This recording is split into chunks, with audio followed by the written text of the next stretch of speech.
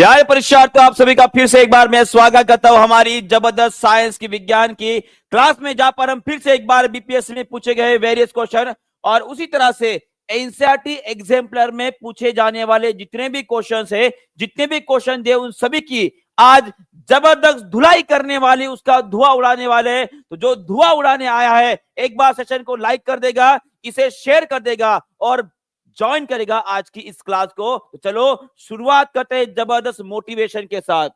यूं ही नहीं मिलती मंजिलें, यूं ही यूं ही नहीं मिलती मंजिलें, एक जुनून सा दिल में जगाना होता है। पूछो उस चिड़िया से कैसे बनाया आशियाना, वो बोलेगी कि उसके लिए उड़ान भरनी पड़ती है। तो जो उड़ान भरने के लिए तैयार है, जो अपनी आशाओं का, अपने मेहनतों के पंख से सबसे ऊंचे शिखर पर पहुंचना चाहता है, उन सभी अभ्यर्थियों का स्वागत करता हूं। सभी को वेरी वेरी गुड आफ्टरनून। और सभी लोग सबसे पहले क्वेश्चन का धुआं उड़ा दो। पर उसके पहले मैं आप सभी को फिर से बता दूं कि रैपिड रिवीजन आज से 2 बार होने वाली है, क्योंकि जल्दी ही आपके आने वाले संडे को दिन एक मैराथन होगी, जहां पर रैपिड रिवीजन से जितने भी क्वेश्चंस हम पढ़ेंगे सबका फिर से एक बार रिवीजन, और उसमें आपको मॉक टेस्ट मिलने वाली है। तो सभी लोग ज्वाइन करेंगे हमारा जो टेलीग्राम चैनल, इसका नाम है science by TP. Science by TP, इस टेलीग्राम चैनल को सभी लोग ज्वाइन कर रख देंगे, क्योंकि आने वाले दिन में जो आपका मॉक टेस्ट मिलने वाला है लगभग 50 मार्क्स का, वो उसको वहीं पे आपको मिलने वाली है। शुरुआत करते हैं रैपिड रिवीजन को। तैयार हो? चलो सबसे पहले क्वेश्चन का आंसर करेंगे सभी लोग, जो मैंने आप सभी को कल होमवर्क दिया था। फास्ट, सभी लोग थोड़ा सा फास्ट आंसर करेंगे, बताइए जी। सभी लोग थोड़ा फास्ट आंसर करेंगे, रैपिड रिवीजन शुरू है। फास्ट, पहले 10 क्वेश्चन लूंगा और आखिरी में 10 क्वेश्चन लूंगा, ताकि मैक्सिमम क्वेश्चन की हम रिवीजन कर पाए। तो बहुत बढ़िया, इसका आंसर रहेगा आपका कैप्सिसिन जो होता है भाई साहब, उसके वजह से ही हमें क्या लगता है, तीखा महसूस होता है। सेकंड क्वेश्चन की तरफ बढ़ते हैं। सेकंड क्वेश्चन आप सभी के लिए बताइए, इसका आंसर क्या रहेगा। क्लोरोफ्लोरोकार्बन के वायुमंडल में छोड़े जाने पर क्लोरीन रासायनिक प्रतिक्रिया के कारण किसमें से कौन सा नष्ट हो जाता है? इसमें कौन नष्ट हो जाता है? चलो बताओ, CFC के वजह से कौन नष्ट हो जाता है, ऐसे पूछा गया है। तो इसका आंसर रहेगा आपका ओजोन मॉलिक्यूल। क्या रहेगा? Ozone molecule. बहुत बढ़िया, चलिए आगे बढ़ते हैं, थर्ड क्वेश्चन की तरफ बढ़ रहे हैं। अरे आ जाओ भाई साहब, हाँ ये रहा आपका थर्ड क्वेश्चन। चलो बताओ इसका आंसर क्या रहेगा, जल्दी से सभी लोग थोड़ा फास्ट आंसर करेंगे, ताकि और जल्दी से हम नए क्वेश्चन देख पाए। ठीक है, ये आपके हाथ में है कि कितना फास्ट आंसर कर सकते हो। ठीक है, तो चलो बताओ इसका आंसर क्या रहेगा। यहाँ पे बोला गया है कि घर्षण बल से संबंधित ऊर्जा परिवर्तन इनमें से कौन सा है? ठीक है, चलो जी सभी लोग आंसर करेंगे, बहुत बढ़िया। Kinetic energy to heat energy. अपने हाथ घिसो भाई साहब, आपको हीट महसूस होगी, किसकी वजह से? जो हमारी गतिज ऊर्जा है वो परिवर्तित हो रही है हमारी किसमें जी? हीट में। ठीक है, तो ये रहा आपका तीसरा क्वेश्चन। आगे बढ़ते हुए चौथा क्वेश्चन आप सभी के लिए, बताओ इसका आंसर क्या रहेगा। Fast fast, when you stretch a rubber band the energy transferred is stored in the form of. जब कभी भी किसी रबर बैंड को हम खींचते हैं तो उसमें कौन सी ऊर्जा उसमें जमा रहती है या स्टोर होती है? सभी लोग इसका भी आंसर कर देंगे, बहुत बढ़िया। तो कौन सी ऊर्जा रहेगी? वो रहेगी आपकी स्थितिज ऊर्जा, माने कि जिसे बोलेंगे हम पोटेंशियल एनर्जी। क्लियर है? चलो बहुत बढ़िया, आगे बढ़ते हैं। छठवां क्वेश्चन, पांचवा क्वेश्चन आप सभी के लिए। फास्ट, बोला गया है कि 5 कूलम के आवेश को 16 वोल्ट के विभवांतर के बिंदु के बीच में घुमाया जा रहा है, तो उसमें कार्य कितना रहेगा? इस टाइप का क्वेश्चन मैंने कल लिया था, अगर आपको याद आया रहे तो वहां पे फार्मूला हमने पढ़ते हैं। वोल्टेज क्या होता है जी? वर्क डन पर यूनिट चार्ज होता है। तो W is equal to V into Q हो जाएगा। V कितना दिया हमें? 16 वोल्ट। चार्ज दिया हमें 5 कूलम, तो कितना आ जाएगा जी? ये 80 जूल आपका आंसर रहेगा। Option number 1 is the correct answer. Clear है? चलो बहुत बढ़िया, आगे बढ़ते हैं। छठवां क्वेश्चन आप सभी के लिए, बताओ इसका आंसर क्या रहेगा। जल्दी जल्दी आंसर करेंगे, जल्दी जल्दी आगे बढ़ेंगे, और भी जबरदस्त क्वेश्चन देखेंगे। और मैं आपको बता दूं, इस साल बीपीएससी टीआरई 4.0 में, बीपीएससी टीआरई 4.0 में पक्का बता रहा हूं, ग्रेविटेशनल ग्रेविटेशन से एक क्वेश्चन जो है फिक्स है, पक्का आने वाला एक क्वेश्चन याद रखिएगा। पूछा गया है कि अगर मैंने दूरी को डबल कर दिया तो ग्रेविटेशनल फोर्स क्या हो जाएगा? बहुत बढ़िया। आई थिंक नहीं, परफेक्ट आंसर चाहिए। F is equal to G m1 m2 divide by R square, ये फार्मूला है। हमने दूरी को अगर 2x कर दिया तो ऑब्वियसली इसका स्क्वायर हो जाएगा, ये हो जाएगा 4, माने कि 1/4 हो जाएगा। क्या हो जाएगा? रिड्यूस टू द क्वार्टर, माने कि ऑप्शन नंबर ए जो है आपका सही रहेगा। क्या रहेगा? ऑप्शन नंबर ए जो है आपका सही रहेगा, माने कि 1/4 हो जाएगा, 1/4 हो जाएगा। क्या हो जाएगा? 1/4 हो जाएगा। छठवां क्वेश्चन यहां पे खत्म होता है। बढ़ते हैं अगले 7वें क्वेश्चन की तरफ। सभी लोग इसका भी आंसर कर देंगे जल्दी से। What is the energy required to move a body from m of mass m from an orbit with 2r to radius 3r? ये क्वेश्चन जो है थोड़ा सा हार्ड है, मुझे पता है, पर यहां पे सिंपल सा है। चलो बताओ इसका आंसर क्या रहेगा जी? सभी लोग इसका आंसर करेंगे। इसका आंसर क्या रहेगा? फास्ट। इसको मैं डिटेल में आपको पढ़ाऊंगा, ठीक है, पर ये अगर हम रैपिड रिवीजन में देख रहे हैं तो इसका सिर्फ मैं अभी आंसर में आपको बताना चाहूंगा। इसका आंसर जो रहेगा वो रहेगा ऑप्शन नंबर सी। क्या रहेगा? ऑप्शन नंबर सी जो है इसका करेक्ट आंसर रहेगा। ये कैसे रहेगा, क्या रहेगा, मैं आगे बताने वाला हूं, ठीक है। चलो 7वां क्वेश्चन यहां पे खत्म होता है। 8वां क्वेश्चन आप सभी के लिए, बताओ इसका आंसर क्या रहेगा? फास्ट। ऐसे भी क्वेश्चन मैं यही आपको बताना चाहता हूं कि ग्रेविटेशनल फोर्स से उतने भी इजी क्वेश्चन नहीं आए हैं जितने बाकी लोग समझते हैं। ऐसे भी क्वेश्चन पूछे गए तो इनको भी हम कवर करने वाले, ठीक है। तो इसका भी आंसर कर देंगे। इसका आंसर क्या रहेगा? चलिए, विच of the following is acidic in nature? निम्नलिखित में से कौन अम्लीय प्रकृति का है? बहुत बढ़िया, एकदम इजी क्वेश्चन है। तो इसका आंसर क्या रहेगा? B, lemon juice is the correct answer. सभी लोग मुझे बताएंगे लाइम वाटर का पीएच कितना होता है, हमारे ह्यूमन ब्लड का पीएच कितना होता है, ये भी सभी लोग कमेंट बॉक्स में लिख देंगे। चलिए बताइए जी, क्या रहेगा इसका उत्तर? कितने लोगों को पता है? कितने लोगों को पता है? 8वां क्वेश्चन चल रहा है हमारा, रैपिड रिवीजन चल रहा है। इन सभी क्वेश्चंस को हमने कल पढ़ लिए थे। चलो बताओ इसका आंसर क्या रहेगा? बहुत बढ़िया, सभी लोगों ने ह्यूमन ब्लड के पीएच के बारे में बता दिया। वो लगभग 7.5 के आसपास होता है। कितना होता है? 7.3 से लेकर 7.5 के आसपास होता है। पर वही अगर मैं लाइम वाटर की बात करूं, मान कि चूने के पानी की अगर मैं बात करता हूं, तो इसका पीएच लगभग 10 से लेकर 11 के बीच में होता है। 10 से लेकर 11 के बीच में होता है। चलो 9th नंबर का क्वेश्चन आप सभी के लिए ये रहा। इसका भी आंसर कर देंगे जल्दी से। जी हाँ, 7.4 भी रहेगा। देखिए इसका एक रेंज है, 7.35 से लेकर 7.5 के बीच में उसका रेंज होता है। हर एक के शरीर में अलग अलग होता है, तो एज एन एवरेज अगर पकड़ोगे तो 7.4 इज द करेक्ट आंसर। चलो बताओ इसका आंसर। 9th क्वेश्चन आप सभी के लिए, इसका आंसर कर देंगे सभी लोग। बताओ इसका आंसर क्या रहेगा? पूछा गया है कि acid react with the base to form the salt water. क्या बोला जाता है भाई साहब? इसे क्या बोला जाता है? इसे न्यूट्रलाइजेशन बोला जाता है। क्या बोलते हैं? न्यूट्रलाइजेशन बोलते हैं, ये आपको याद रखना। चलिए आगे बढ़ते हैं। 10वें नंबर का क्वेश्चन और हमारे रैपिड रिवीजन का आखिरी का क्वेश्चन। चलो बताओ इसका आंसर क्या रहेगा? विच of the following elements would lose an electron most easily? ऐसा कौन सा एलिमेंट या मूलभूत तत्व है यहां पर जो अपना इलेक्ट्रॉन इजीली, माने कि आसानी से लूज कर देगा? तो हमने पढ़े हैं कि सबसे रिएक्टिव एलिमेंट अपना इलेक्ट्रॉन जल्दी से लूज कर देते हैं। तो इसका आंसर रहेगा ऑप्शन नंबर बी, माने कि पोटेशियम। क्या रहेगा? और सभी लोग मुझे अभी कमेंट बॉक्स में लिख के बताएंगे कि 10 में से आपको कितने मार्क्स मिले हैं।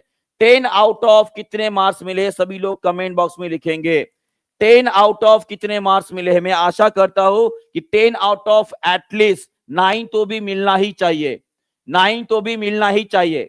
9 तो भी मिलना ही चाहिए। और जो लोग लेट आए हैं उनको शायद 9 से कम मिले हैं, पर जो रेगुलर क्लास कर रहे हैं सब उनको 9 तो मिलना ही चाहिए। अगर 9 नहीं मिल रहे हैं तो समझ लीजिएगा आपकी कहीं ना कहीं रिवीजन में कमी पड़ रही है। अगर कमी पड़ रही है तो कोई दिक्कत नहीं है, आने वाले संडे को एक और रिवीजन ले लेंगे। कौन कौन लोग संडे में आने वाला जो रिवीजन रहेगा उसके लिए तैयार है? एक बार हाथ ऊपर कर लेंगे। चलो बताओ।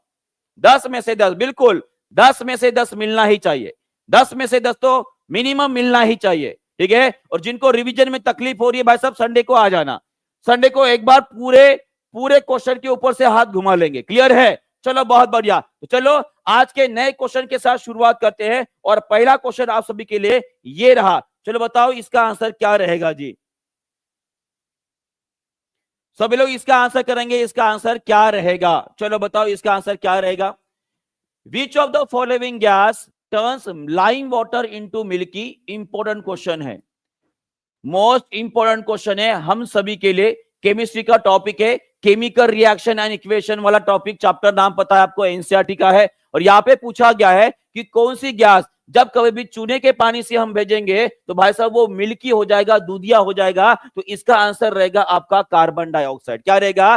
Carbon dioxide. सभी लोग मुझे एक बात बताएंगे कि लाइम वाटर से माने कि चूने के पानी में जब हम कार्बन डाइऑक्साइड डालते हैं तो यहाँ पे एक कंपोनेंट बनता है जो कि पानी में घुलनशील नहीं होता है, पानी में अघुलनशील होता है। कैसे होता है? अघुलनशील होता है। और उस पदार्थ का नाम क्या है जिसके वजह से ये दूधिया रंग का हो जाता है? कोई बता सकता है उसमें क्या बनता है? उसमें बनता है सोडियम कार्बोनेट। क्या बनता है? सोडियम कार्बोनेट बनता है। और इसी सोडियम कार्बोनेट के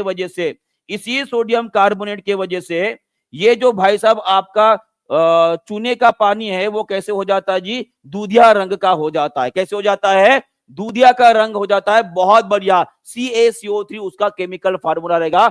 बहुत सही, क्लियर है?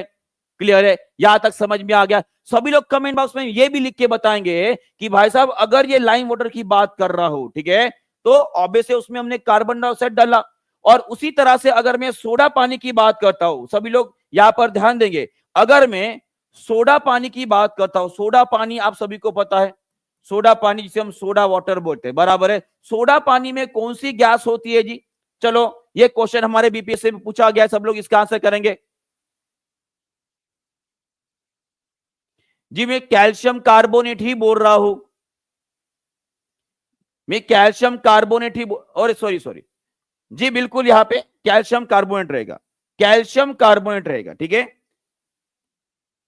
इसमें कहा गया कैल्शियम कार्बोनेट होगा जी, बिल्कुल कैल्शियम कार्बोनेट होगा, ठीक है। चलो कोई नहीं, आगे बढ़ते। मैंने यहां पे आपको पूछा कि अगर मैं सोडा पानी की बात करता तो उसमें कौन सी गैस डाली जाती है जी?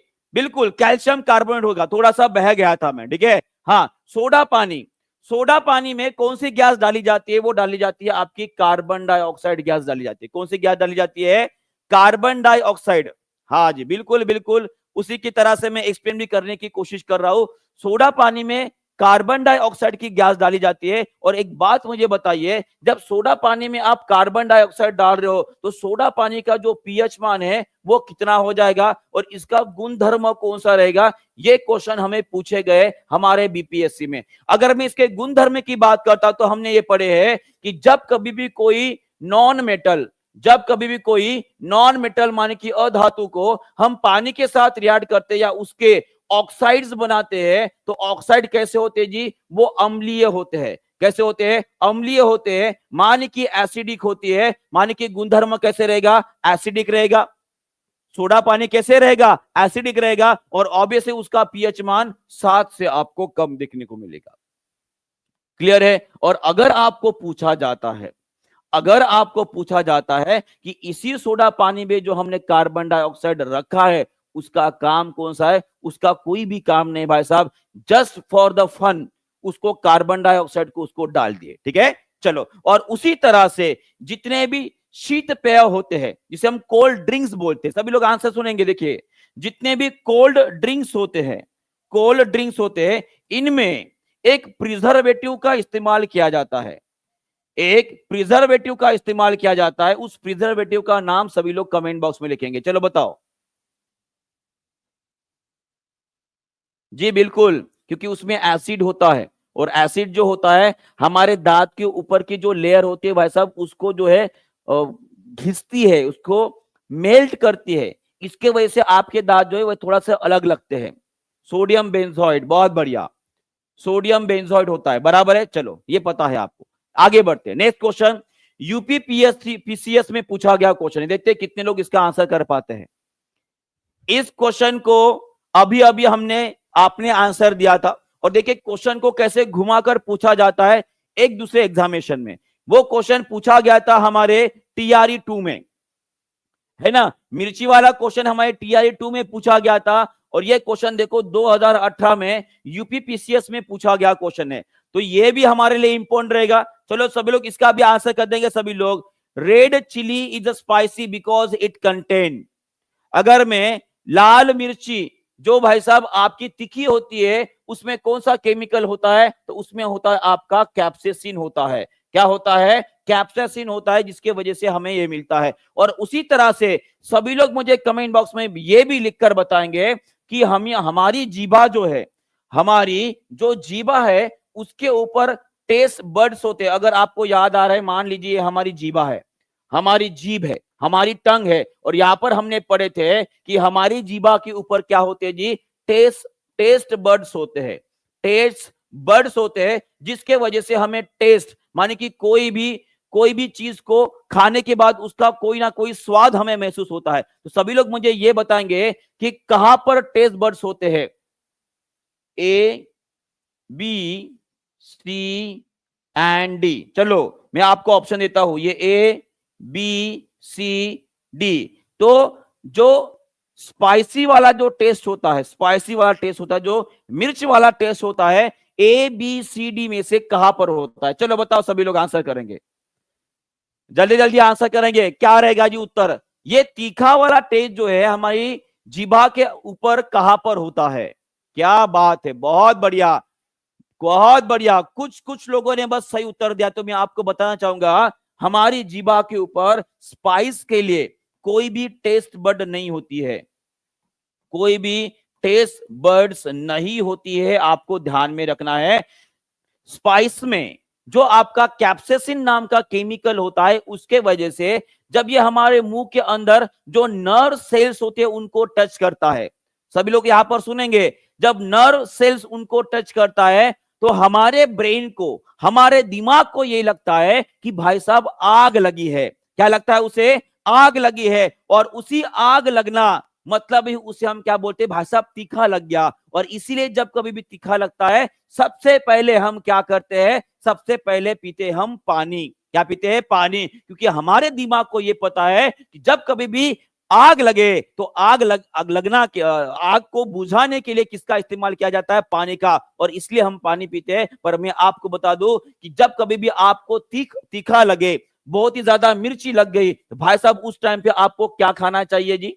क्या खाना चाहिए जी? बिल्कुल बर्निंग सेंसेशन होता है। तो उस टाइम पे हमें क्या खाना चाहिए? जो दूध की चीजें होती है उसे खाना चाहिए, जो दूध की चीजें होती है उसे खाना चाहिए। या दूध पी लो भाई साहब, दूध से भाई साहब गुल्ला कर लो, मुंह में चल जाएगा, ठीक है। तो उससे क्या हो जाता है? ये जो आपका कैप्साइसिन है उसका प्रभाव कम हो जाता है, और उसी तरह से हमारा जो सेंसेशन वहां पे डेवलप हुआ था कि आग लगी है, वो सेंसेशन भी कम हो जाएगा। क्लियर है? चलो बहुत बहुत बढ़िया, आगे बढ़ते हैं। ये आपको समझ में आ गया है। चलो एक बात इसे रिवाइज कर लेते, सभी लोग मुझे बताएंगे। अगर मैं जीभा का ये पिछला वाला पोर्शन अगर मैं बात कर रहा हूं, तो यहाँ पे ये जो ए नाम की टेस्ट बर्ड्स है वो कौन सी है? मैं अगर इस सी के बारे में पूछूंगा, देखो ये क्वेश्चन हमारे बीपीएससी में पूछा गया है, ठीक है, बीपीएससी टीआरई में भी आया है, और बीपीएससी की जो मेन एग्जामिनेशन होती है कंबाइंड वाली, उसमें भी पूछा गया है, और साथ में ये एसएससी यूपीएससी सभी एग्जामिनेशन में पूछा गया क्वेश्चन है। सभी लोग इसको आंसर करेंगे कि अगर मैं ए वाले सेंसेशन की बात करता तो ए वाला सेंसेशन कौन सा होता है? बहुत बढ़िया। देखो ये आगे वाला पोर्शन जो है ये आपको मीठी चीजों के बारे में बताता है, मीठा स्वाद देता है। ये पीछे वाला पोर्शन जो है भाई साहब ये आपको कड़वा स्वाद देता है। कैसे देता है? कड़वा स्वाद देता है। और साइड में ये बी और डी आपको नजर जो आ रहा है, इसमें आपको खट्टा स्वाद नजर आएगा। कैसे नजर आएगा? खट्टा स्वाद नजर आएगा। क्लियर है? क्लियर है? चलो आगे बढ़ते हैं, नेक्स्ट क्वेश्चन की तरफ बढ़ते हैं। चलो इसका भी आंसर कर देंगे सब लोग। देखो क्या बोला गया है, फिर से ये यूपीपीसीएस में पूछा गया क्वेश्चन है, इसका भी आंसर कर देंगे। ये भी क्वेश्चन हमारे लिए इंपॉर्टेंट है, जो 2016 में पूछा गया है। क्योंकि बहुत सारे क्वेश्चन मैंने ऐसे निकाले हैं जो सीधे सीधे यूपीपीसीएस और बीपीएससी से हमारे बीपीएससी टीआरई माने कि जो शिक्षक भर्ती होते हैं उसमें एज इट इज पूछे गए हैं। तो इन क्वेश्चन को भी करना हमारे लिए इंपॉर्टेंट रहेगा। चलो बताओ इसका आंसर क्या रहेगा? फास्ट, बहुत बढ़िया। और यहाँ पे सभी लोग आंसर कर रहे हैं कि विटामिन सी कौन सी सब्जी में पाया जाता है? विटामिन सी, जिसे बोलते हैं हम एस्कॉर्बिक एसिड। क्या बोलते हैं जी? एस्कॉर्बिक एसिड बोलते हैं। और ये एक प्रकार का एसिड होने के बाद भी आपका विटामिन है। अगर मटर के दाने में नहीं होता है, रेडिश में तो होती नहीं, पंपकिन भी होता नहीं, तो आपका आंसर रहेगा ऑप्शन नंबर ए। भाई साहब ये कैसे हो गया? मिर्ची तो तीखी नहीं होती है, मिर्ची सॉरी, मिर्ची तो तीखी होती है, वो खट्टी थोड़ी ना होती है। पर अगर आप मिर्ची का पूरा पूरा गुणधर्म देखोगे भाई साहब, तो मिर्ची में विटामिन सी भी पाया जाता है। क्या पाया जाता है? विटामिन सी भी पाया जाता है, आपको याद रखना है। क्लियर है? और पंपकिन और रेडिश, पंपकिन जो है ये भी आपके विटामिन ए का अच्छा स्रोत है, इसमें आपके बी कॉम्प्लेक्स भी आपको मिल जाएंगे। और उसी तरह से रेडिश की बात करूंगा, यानी कि मूली की अगर बात करता हूं, तो सभी लोग मुझे बताएंगे रेडिश किसका अच्छा स्रोत होता है? ये जनरली आपके आयरन का अच्छा स्रोत होता है, रेडिश माने की मूली। क्लियर है जी? बिल्कुल बिल्कुल बिल्कुल ठीक है, क्लियर है। तो जितने ऑप्शन हमें दिए हैं, उन ऑप्शंस में से chili is the correct answer. Okay, चलो आगे बढ़ते हैं। नेक्स्ट क्वेश्चन के पहले आप सभी को बता दूं कि 60% का ऑफर शुरू है। आप टीचिंग परीक्षा के साथ अगर जुड़ना चाहते हो, इस ऑफर का लाभ दीजिए। अगर आप बीपीएससी टीआरई 4.0 की तैयारी है, अगर आप केवीएस की तैयारी करना चाहते हो, DSSB, सीटेट और बी स्टेट फेज 2 की अगर आप तैयारी करने चाहते हो, या जेटेट रहे, यूपी टेट या यूपी सुपर टेट, इन सभी कोर्सेज के ऊपर आपको स्पेशल ऑफर दिया जा रहा है 60% का, जहां पर आप टीपी फ्लैश 60 ये कूपन कोड इस्तेमाल कर अपनी तैयारी शुरू कर सकते हैं। ठीक है, चलो बहुत बढ़िया। उसी तरह से एक नेक्स्ट क्वेश्चन आप सभी के लिए एनसीईआरटी के एग्जाम्पलर से क्वेश्चन आप सभी के लिए। चलो बताओ इसका आंसर। एनसीईआरटी के एग्जाम्पलर से लिया गया क्वेश्चन है, सब लोग इसका भी आंसर कर देंगे। चलो बताओ इसका answer. A bar magnet is immersed in a heap of iron filling and pulled out the amount of iron fillings clinging to the। यहां पे पूछा गया है कि एक बड़ा सा आपका जो है आयरन का बुरादा है, ठीक है, वहां पे मैंने क्या कर दिया, मैग्नेट को ऐसे धागे से बांधकर उसके अंदर छोड़ दिया। तो छोड़ने के बाद जब मैं उसे बाहर निकाल रहा हूं, तो पूछा जा रहा है जब बाहर निकालोगे तो वहां पे जो जो अपने लोहे के बुरादे है, वह किस जगह पर सर्वाधिक चिपके हुए आपको नजर आएंगे। बहुत बढ़िया जी, बहुत बढ़िया। जितने लोगों भी ने आंसर दिया है, तो इसका जो 4 ऑप्शन हमें दिए हैं, उसका आंसर रहेगा आपका ऑप्शन नंबर ए। क्या रहेगा? ऑप्शन नंबर ए। हमने ये पढ़े हैं कि अगर मैं मैग्नेट की बात करता हूं, तो मैग्नेट पे सर्वाधिक मैग्नेटिक फील्ड कहां पर होती है? वो होती है आपकी पोल पे। पोल माने कि जिसे बोलेंगे हम ध्रुव। और यहाँ पे जो आपका चुंबकीय क्षेत्र होता है, या चुंबकीय पावर होती है, ऊर्जा होती है, चुंबक क्षेत्र सर्वाधिक होती है, यह आपको ध्यान में रखना है। और उसी तरह से मैं अगर आपको कुछ क्वेश्चन पूछूं मैग्नेट के बारे में, तो सभी लोग मुझे बताएंगे, एक बात मुझे बताओ, सेंटर में मैग्नेटिक फील्ड कितनी होती है? 0 टेस्ला होती है। कितनी होती है? 0 टेस्ला होती है। और उसी तरह से अगर मैं इसे नॉर्थ साइड समझू और इसे साउथ साइड अगर समझता हूं, सभी लोग मुझे बताएंगे कि मैग्नेटिक फील्ड की बात करता, तो ये एक प्रकार की वेक्टर क्वांटिटी है। वेक्टर माने कि ये एक प्रकार की सदिश राशि है। और सदिश राशि अगर है, तो इसकी दिशा क्या रहेगी? सभी लोग इसका आंसर कमेंट बॉक्स में जरूर लिख देंगे। इसके बारे में हमने बहुत बार डिस्कस किया है, और सभी लोग इसका आंसर कमेंट बॉक्स में जरूर लिख देंगे कि अगर मैग्नेटिक फील्ड, अगर आपकी चुंबकीय क्षेत्र जो होता है, ये अगर कोई सदिश राशि है, तो उसमें दिशा रहेगी, तो दिशा क्या रहती है जी? चलो बहुत बढ़िया, बहुत बहुत बढ़िया। वो रहेगी आपकी नॉर्थ टू साउथ रहेगी। बहुत बढ़िया, वो रहेगी आपकी नॉर्थ टू साउथ रहती है। क्लियर है? अरे उल्टा हो गया, ये रहेगा आपका नॉर्थ टू साउथ। क्लियर है? बहुत बढ़िया। चलो आगे बढ़ते हैं।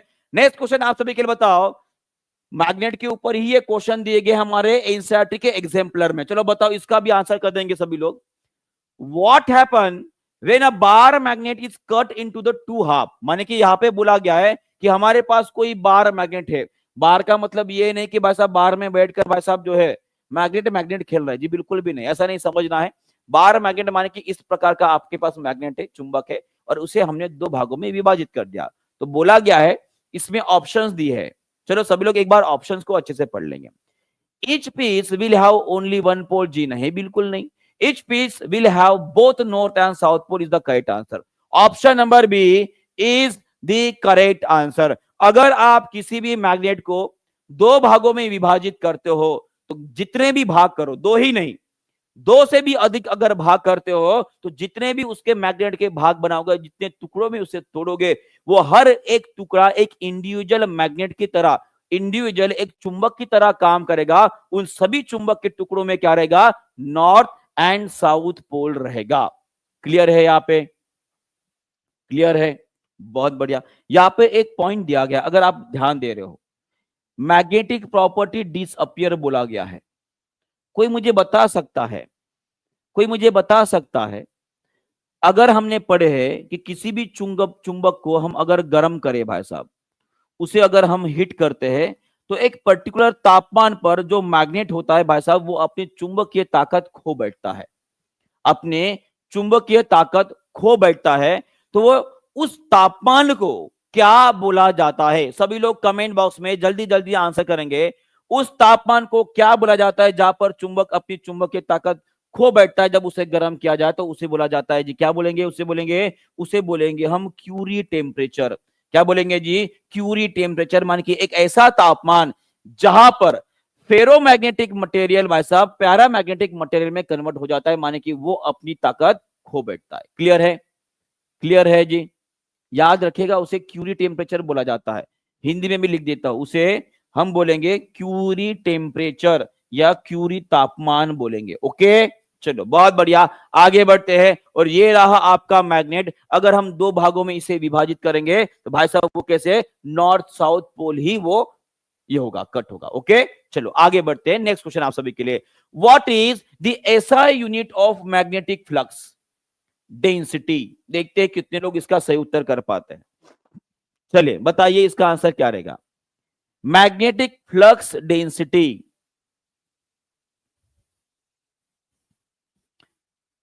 SI unit of magnetic flux density. बहुत बढ़िया। मुझे लग रहा था कि आप जो है कुछ तो भी गलत आंसर कर दोगे, कुछ तो भी गड़बड़ कर दोगे, पर आप भाई साहब फंस के मस नहीं हुए हैं। तो इसका आंसर क्या रहेगा? Tesla is the correct answer.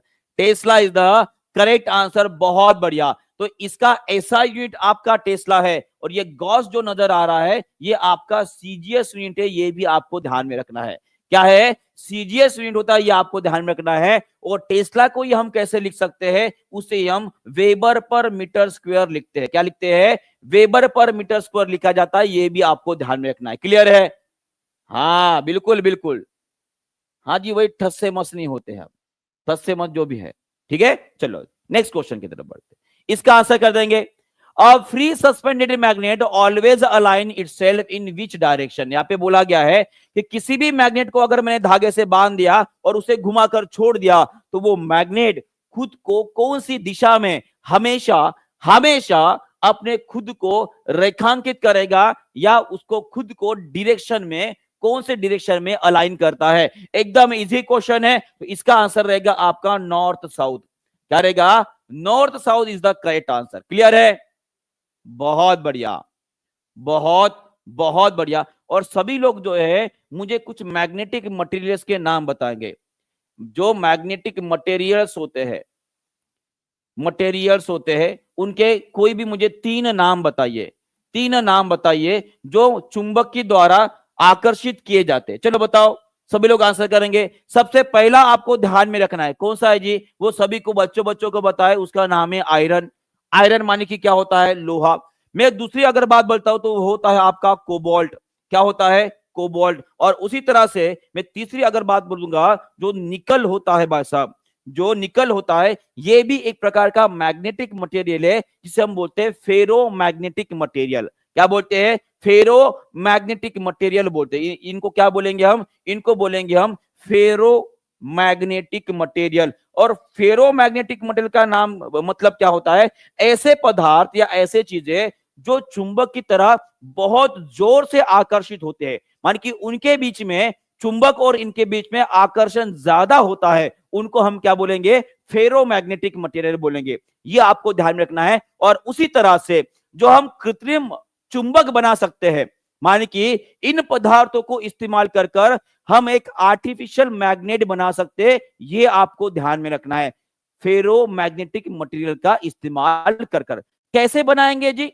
कैसे बनाएंगे, कोई बता सकता है? अगर मान लीजिए देखते हैं कितने लोग मंजी बता सकते हैं। अगर मान लीजिए आपके पास ये आयरन का टुकड़ा है, ये क्या है आपका, लोहे का एक टुकड़ा है जो इस तरह से नजर आ रहा है, इस तरह से नजर आ रहा है। इस लोहे के टुकड़े को आपको मैग्नेट माने कि चुंबक में परिवर्तित करना है, तो आप क्या करोगे? कोई बता सकता है क्या करोगे? क्या करोगे जी? एकदम सिंपल है, क्या करना है हमें? हम क्या करेंगे, हम कॉपर का तार लेंगे या एल्यूमिनियम का तार ले लो और इस मैग्नेट के ऊपर इस तरह से वाउंड कर लो, इस तरह से घुमाकर इसके ऊपर वाउंड कर लो। और हमें क्या करना है, इस दो एंड में से, इसमें से हमको करंट को बहाना है। किसको बहाना है? करंट को बहाना है। तो क्या होगा, अकॉर्डिंग टू ऑर्स्टेड लॉ, कितने लोगों को ऑर्स्टेड लॉ के बारे में बताया है? कितने लोगों को पता है कि जब कभी भी किसी कंडक्टर से हम करंट को बहाते हैं तो उसमें क्या बनता है जी? चुंबकीय क्षेत्र बनता है। क्या बनता है? चुंबकीय क्षेत्र बनता है, जिसे हम मैग्नेटिक फील्ड बोलते हैं। और उसी मैग्नेटिक फील्ड के वजह से ये हमारा लोहा किसमें परिवर्तित हो जाएगा? ये चुंबक की तरह बिहेव करने लगेगा। क्लियर है जी? क्लियर है? और एक तकनीक है, और एक तकनीक है जिससे आप लोहे को मैग्नेट बना सकते हो। वो तकनीक ऐसी है, मान लीजिए ये एक लोहा है। ये नेक्स्ट क्वेश्चन आपका रहेगा, ठीक है? पर उसके पहले मैं आपको बताना चाहूंगा कि मान लीजिए ये लोहा है, ये क्या है? लोहे का टुकड़ा है। और ये मेरे पास दूसरे हाथ में जो है ये चुंबक है। और इस लोहे के टुकड़े को मान लीजिए मैंने चुंबक बनाना है, तो मैं क्या करूंगा, ये जो चुंबक है, ये जो मैग्नेट है, मैं कुछ इस तरह से उसको रब करूंगा, ये इस तरह से एक ही दिशा में। ऐसे ऐसे नहीं करना है, जूते को पॉलिश मारते पॉलिश नहीं मारना है, हमें इस तरह से उसको जो है भाई साहब प्यार दिलाना है। वाह वाह, ऐसे, ठीक है? ऐसे आवाज भी निकाल सकते हो, ठीक है? तो जब इस तरह से आप इसे घिसते रहोगे तो कुछ समय बाद ये जो लोहे का टुकड़ा है ये मैग्नेट की तरह बिहेव करने लगेगा। ये भी एक मेथड है कि हम किसी लोहे के टुकड़े को मैग्नेट बना सकते हैं। क्लियर है? तो दो मेथड मैंने आपको बताई, आपको जो पसंद आई वो रख दीजिएगा। और आगे जाकर जब आप टीचर बनोगे तो अपने बच्चों को जरूर बताइएगा, ठीक है? चलो आगे बढ़ते हैं। ये आपको समझ में आ गया है जी? चलो नेक्स्ट क्वेश्चन की तरफ बढ़ते हैं, इसका भी आंसर कर देंगे सभी लोग।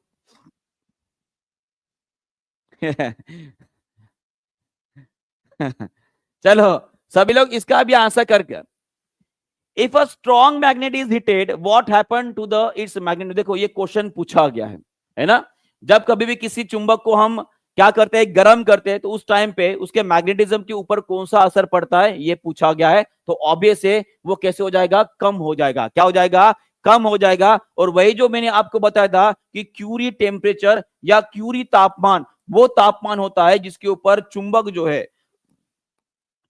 है अपनी चुंबकत्व को जो है, चुंबकत्व क्या हो जाता है, ये खो देता है। क्या देता है? खो देता है, माने कि वो नॉन मैग्नेटिक मटेरियल बन जाएगा। क्लियर है? चलो नेक्स्ट क्वेश्चन की तरफ बढ़ते हैं, सभी लोग इसका भी आंसर कर देंगे। Which metal is use for making the permanent magnet? चलो बहुत बढ़िया क्वेश्चन है, आंसर करेंगे सभी लोग। अभी अभी मैंने बताया था अगर हमें मैग्नेट बनाना है, अगर हमें मैग्नेट बनाना है तो हम किनका इस्तेमाल करेंगे जी? किनका इस्तेमाल करेंगे? हम फेरो मैग्नेटिक मटेरियल्स का इस्तेमाल करेंगे। और फेरो मैग्नेटिक मटेरियल में आपको एग्जांपल मैंने बताया था, आप कोबाल्ट का इस्तेमाल कर सकते हो। किसका? कोबाल्ट का इस्तेमाल कर सकते हो, आप आयरन का इस्तेमाल कर सकते हो, आप निकल का भी इस्तेमाल कर सकते हो। ये सभी बातें आपको ध्यान में रखनी है। क्लियर है? चलो बहुत बढ़िया, आगे बढ़ते हैं। नेक्स्ट क्वेश्चन आप सभी के लिए ये रहा, ब्लैंक है। क्या है? ब्लैंक है। ये रहा क्वेश्चन, चलो बताइए इसका answer. The process of converting the nitrates into nitrogen.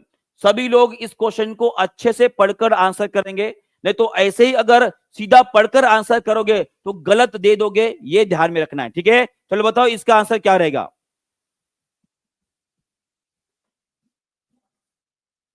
बहुत बढ़िया, सभी लोग सही ढंग से आंसर करेंगे।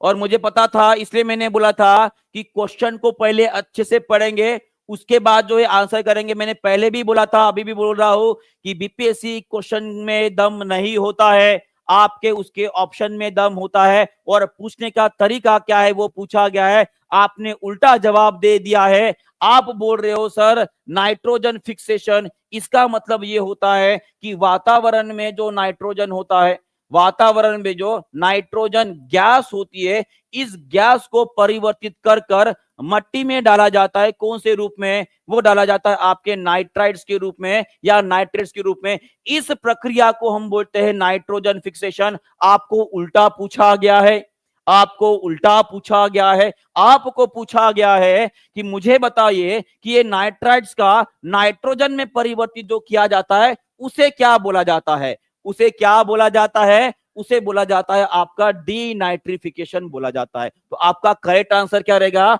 Option number C is the correct answer. आता सब कुछ है फिर भी गलत कर देते हो भाई, आता सब कुछ है फिर भी गलत कर देते हो, और यहीं पे हमारा रिजल्ट नहीं आता। एक बात देखो, ईमानदारी से आप सभी को बताता हूं, अगर सच में आप बीपीएससी टीआरई 4.0 में टीचर बनना चाहते हो तो एक बात हमेशा ध्यान में रखिएगा कि जो क्वेश्चन आपको आ रहा है ना, ये पूरी दुनिया को आ रहा है। अगर वो क्वेश्चन आपने रॉन्ग कर लिया तो समझ लीजिएगा आप पूरी दुनिया के पीछे पड़ गए हो, और वो एक क्वेश्चन जो है आपको कम से कम 10,000 रैंक पीछे ले गया, लिखे गया जाएगा। और ये गलती अगर आप कर रहे हो मतलब अभी भी आपको प्रैक्टिस की, अभी भी आपको रिवीजन की, अभी भी आपको टेस्ट सॉल्व करने की बहुत ज्यादा जरूरत है। और ये सभी के सभी टेस्ट, हर चैप्टर पे टेस्ट, हर टॉपिक पे टेस्ट मिल रहा है आपको टीचिंग परीक्षा में, और 10,000 प्लस का पीवाईक्यू का जो सेट आपको प्रोवाइड कर दिया है वो उस हर चैप्टर के ऊपर आपको टेस्ट मिल रहा है। तो इसलिए बोल रहा हूं, अभी तक आपने अगर परचेस नहीं किया है तो परचेस कर कर डेली टेस्ट देना, उस पे मॉक टेस्ट सॉल्व करना और पूरा का पूरा उसका सॉल्यूशन पढ़ना, इतना भी आपने कर लिया तो आपकी ये गलती आप कम कर सकते हो। और वो 10,000 रैंक जो आप पीछे जा रहे हो, कम से कम वो 1,00,000 रैंक आप आगे आ सकते हो अगर इस एक मिस्टेक को आपने जो है कम कर दिया तो। ठीक है, तो ये बात हमेशा ध्यान में रखिएगा कि इस बार अगर आपको सच में बीपीएससी टीआरई 4 को क्रैक कर कर शिक्षक बनना है तो ऐसे इजी क्वेश्चन जो आते हुए आप गलत कर रहे हो, इसको गलत नहीं होने देना है। कितने लोग मेरी इस बात से सच में बताना, सभी लोग दिल पे हाथ रखकर बताना, कितने लोग मेरे बात से मानते हैं कि सर मैंने जो बताया है वो सही है? क्योंकि आता हुआ क्वेश्चन हर कोई सही कर देगा, मैक्सिमम 99% लोग जो है वो सही कर देते हैं, और वहां पे अगर हमने गलत कर लिया तो वो 99% जो लोग है भाई साहब, जो एक एक मार्क से पीछे रह जाते हैं, उनका जॉब नहीं लगता है, वो वही एक कारण है, वही एक कारण है। ठीक है, सभी लोग तो क्वेश्चन को अच्छे से पढ़ेंगे और आंसर करेंगे। ठीक है, चलो आगे बढ़ेंगे। उसके बाद आपको बताना चाहूंगा, हम सभी को पता है कि जब कभी भी बिजली चमकती है ना, बिजली बरसात पानी वाला गाना सबको पता है, बराबर है। जब कभी भी बिजली चमकेगी तो एक नेचुरल प्रोसेस होती है जिसकी वजह से जो जो नाइट्रोजन होता है हमारे हवा का, वो आपके जमीन में मिल जाएगा। उसी तरह से कुछ नाइट्रोजन फिक्सिंग बैक्टीरिया होता है जिनके नाम आप कमेंट बॉक्स में लिख सकते हो। नाइट्रोजन फिक्सिंग बैक्टीरिया जो इंडिविजुअल स्वतंत्र होते हैं, जैसे कि मान करता हूं आपका ब्लू ग्रीन अर्गी हो गया, ब्लू ग्रीन अलगी, जिसे हम क्या बोलेंगे जी, उसे हम क्या बोलेंगे, उसे बोलते हैं हम नीले हरे शैवाल, नीले हरे शैवाल होते हैं। और उसी तरह से कौन होता है, अजीटोबैक्टर होता है। कौन होता है, अजीटोबैक्टर होता है। और राइजोबियम होता है। कौन होता है, राइजोबियम होता है, RHY। ठीक है, राइजोबियम होता है। ये सभी के सभी बैक्टीरिया जो होते हैं वो हवा में मौजूद जो नाइट्रोजन होता है उसे जमीन के अंदर डालने का काम करता है, तो उसे बोला जाता है नाइट्रोजन फिक्सेशन। और वही होता है कि जब कभी भी ये नाइट्रोजन फिक्सेशन, माने कि जो नाइट्राइड्स होते हैं, यहाँ पे कुछ डीनाइट्रीफाइंग बैक्टीरिया भी होती है जो इस नाइट्राइड्स को फिर से नाइट्रोजन बनाकर हवा में उड़ा देंगे। ठीक है, उसको बोलते हैं हम डीनाइट्रिफिकेशन। क्या बोलेंगे, डीनाइट्रिफिकेशन। क्लियर है, क्लियर है, क्लियर है। चलो बहुत बहुत बढ़िया। एक बात मुझे बताएंगे कि ये ब्लू ग्रीन अलगी जो आपको यहाँ पे मैंने नाम लिखा दिया है, ये कौन से किंगडम से बिलोंग करती है? कौन सा किंगडम या इसका हम कौन सा ग्रुप है जिससे ये बिलोंग करती है? कोई बता सकता है?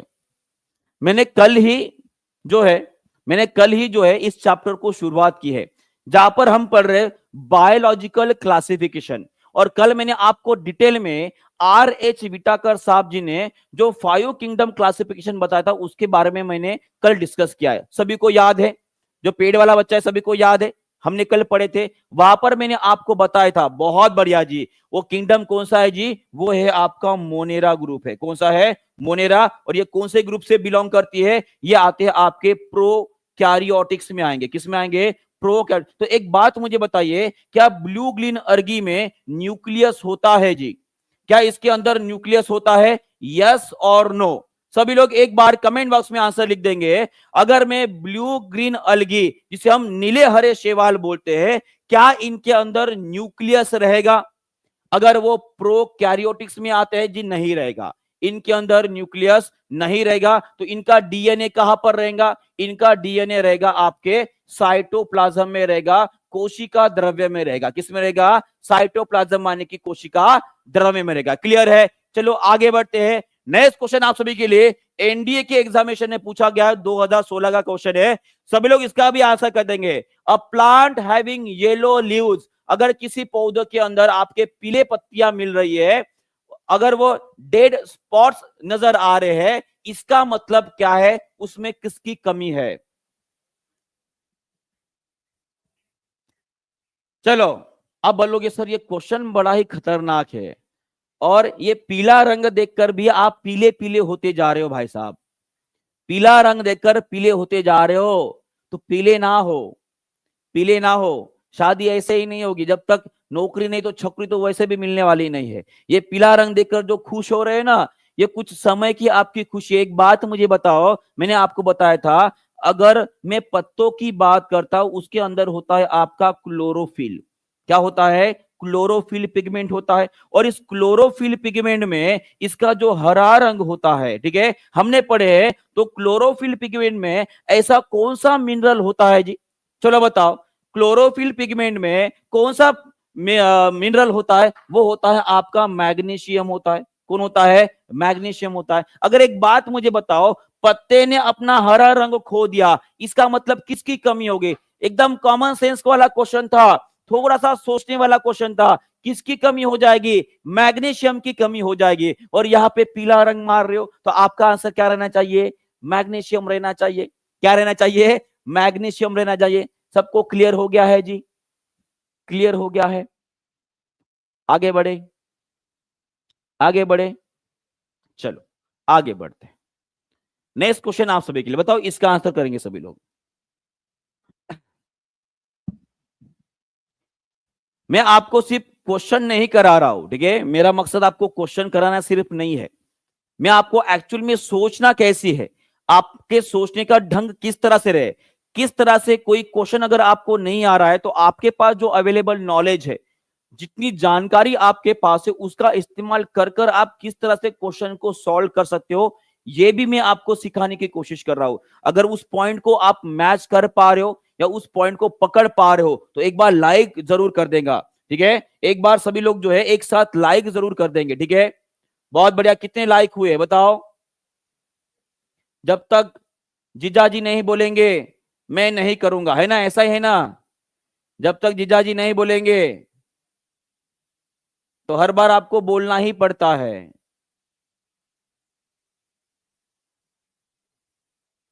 देखो कितने कितने हुए हैं, लगभग यहाँ पे 1200 के आसपास बच्चे हैं, और यहाँ पे सिर्फ 700 लाइक करके रखे हो आपने, ठीक है? तो सभी लोग एक बार लाइक कर देंगे, सभी लोग एक बार लाइक कर देंगे। इसका आंसर क्या रहेगा? डीएनए का कौन सा भाग प्रोटीन के लिए जानकारी प्रदान करता है?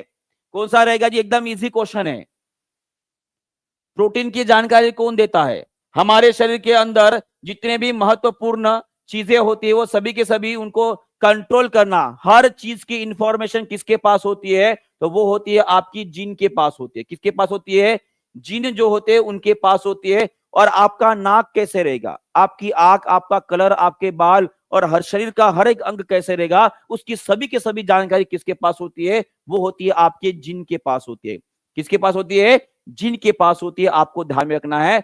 और उसी तरह से प्रोटीन सिंथेसिस में मदद करने वाला और कौन है? वो आपका आरएनए भी मदद करता है, ये आपको ध्यान में रखना है।